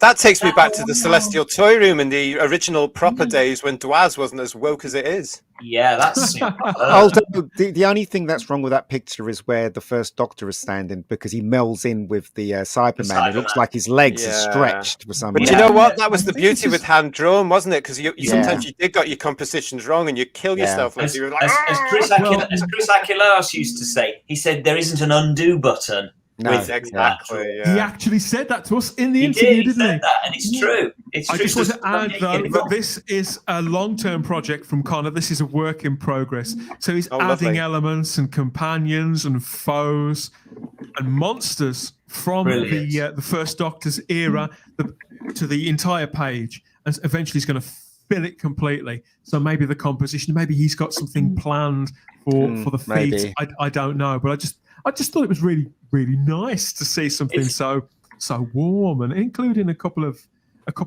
my favourite characters there. Totoxil and Mavic Chen. That Totoxil's beautiful. It's almost like it reminds me a little bit of Chris Achilleos' work. It's almost like the first Doctor monster book kind of thing. That's know what I mean. Yeah. And nice to see Jim Dreyfus in there as well. Yeah, I like that. Well, yeah, he's a big Finish fan, Connor. So his various other works have got other Big Finish characters on them too. So yeah, the fact that it's what Doctor Who, what those universes, what those Doctor's eras mean to him. We've got another one here from a favourite artist of ours here at Type 40 Live. This is new from Oliver Arkenstall Jones. This is a pastiche of the old VHS video covers here. I love them colours. Wow. Specifically tying into the make-believe Doctor Who story that Ollie Alexander's character was acting in It's a Sin around this time last year. So Oliver's taking it a couple of steps further, and he's imagined that those scenes from Regression of the Daleks that we saw in the Russell T Davies drama were part of a multi-Doctor story there, with the 5th, 6th and 7th Doctors uniting against the Daleks. And Ollie there at the bottom. It's just nicely done, isn't it? In Oliver's signature style there, JT. I know you love Oliver Arkenstall Jones' work. I do. I do appreciate his work, and he does have a sort of signature style. You can recognise his stuff now, and it's great. But it's just the little details he's decided to put there. As you can see, the old 30th anniversary logo that we had for that wonderful year. It's just those nice little touches, and everything he does. Every time I see something, I think, "Oh God, where am I going to put that?" Do they have? They should have a museum with fan art, and obviously this should be in the museum. It should be. These things should be appreciated and and available to every fan out there. They should. I mean, should we ever get something like an exhibition back again? That's a great point to put them where they can put it in if it's all year round, and as long as the fans don't mind it, they can have an art area now, isn't it? But I think we've got a long way to go before that would be. Well, also, because back in the day, they would have been in fanzines. You know, this was in the good old days when we all had fanzines, and all of this artwork would have been in fanzines. Well. Going back even further, you'd go to the pub and he'd show you it. You go, look what I did. But you know what? This is something group meetings, though, Simon, for the Lunatics and things, didn't we? I used to take my drawings there. Absolutely, people would take their drawings along. Absolutely, take them down the pub. Yes, that's what they do. You spilled some beer on it. What's wrong with you? Back in the day, of course, the Doctor Who Doctor Who Monthly would be very good at supporting fans with that, because Alistair used to have posters in the middle of the magazine. Colin Howard used to have them there. You even had postcards at one point, which were Colin's video, and that's what launched them into the Target book covers, the BBC video covers, all this sort of stuff. That element's gone now, because you can imagine if you opened up a Doctor Who magazine and one of Oliver's pictures are in the middle there as a fold-out poster. I mean, how lovely would that be? There's no support anymore to these. No, there isn't. I don't know why. I've got theories, but they're probably right. They should have a section where they have all the fan art and play that song they used to play in Vision On. Remember when they used to sing the gallery?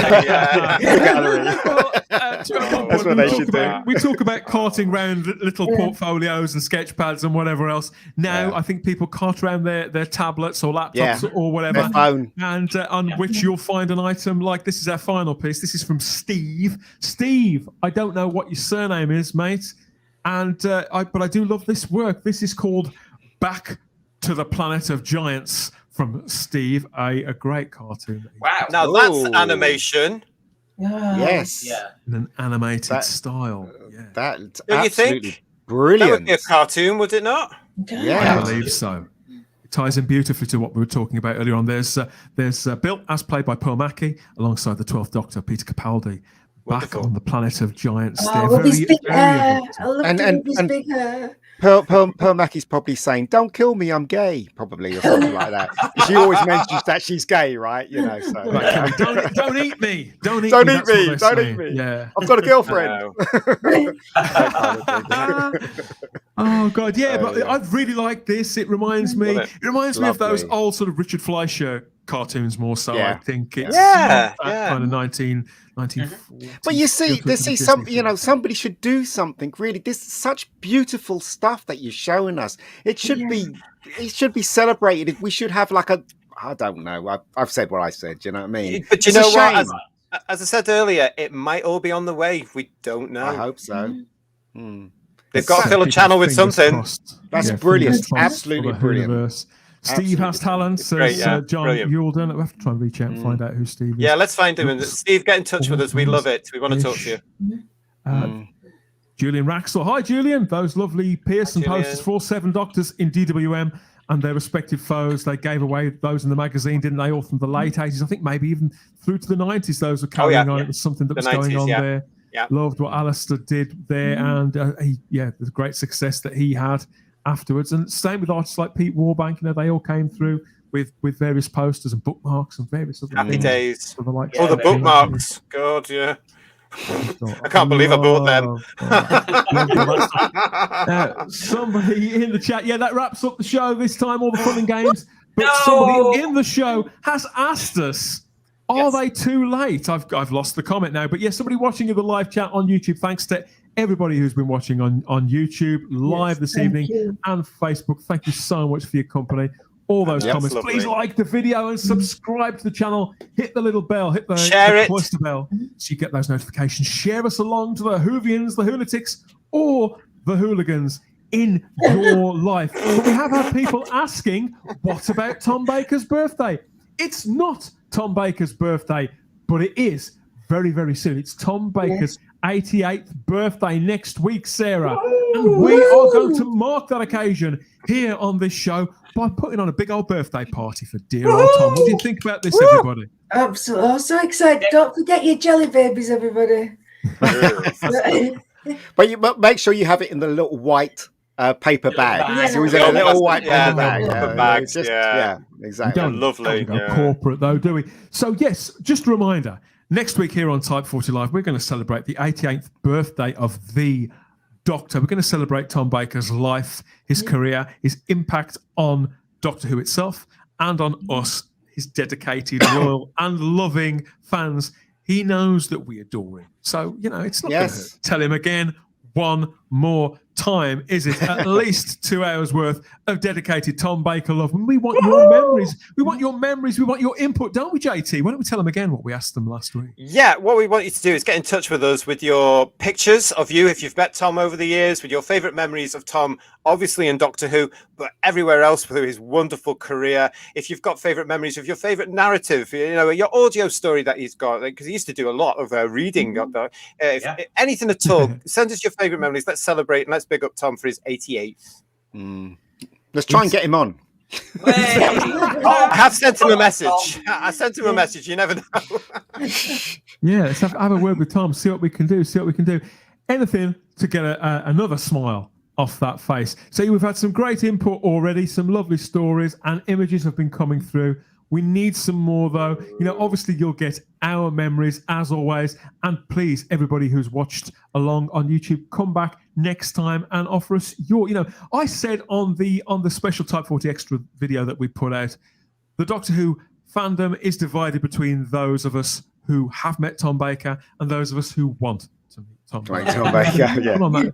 Put on that birthday party next week and bring your stories about meeting the man, or maybe you came close to meeting the man. Maybe you've worked with the man. Who knows? Maybe you've met him in these famous stories in Waitrose. I want to hear about those. You're not an old grandmother, JT, so you wouldn't have met him. If it wasn't a pub, I think Tom was in Waitrose for half of his life as well. Blue Planet asks, where do we send the photos? Send them to Instagram or Twitter at Type 40 Doctor Who. You can direct message us there, or to the Type 40 Facebook page, or you can email them through. If they're just too big, if your images and memories are too big, you can email us type40doctorwho@gmail.com. We're all over the social medias. You can get in touch with us pretty much anywhere. If you do a search in the old search field, we'll pop up. In fact, we're adding more social medias as we go along. One last reminder. Thanks for welcoming us back.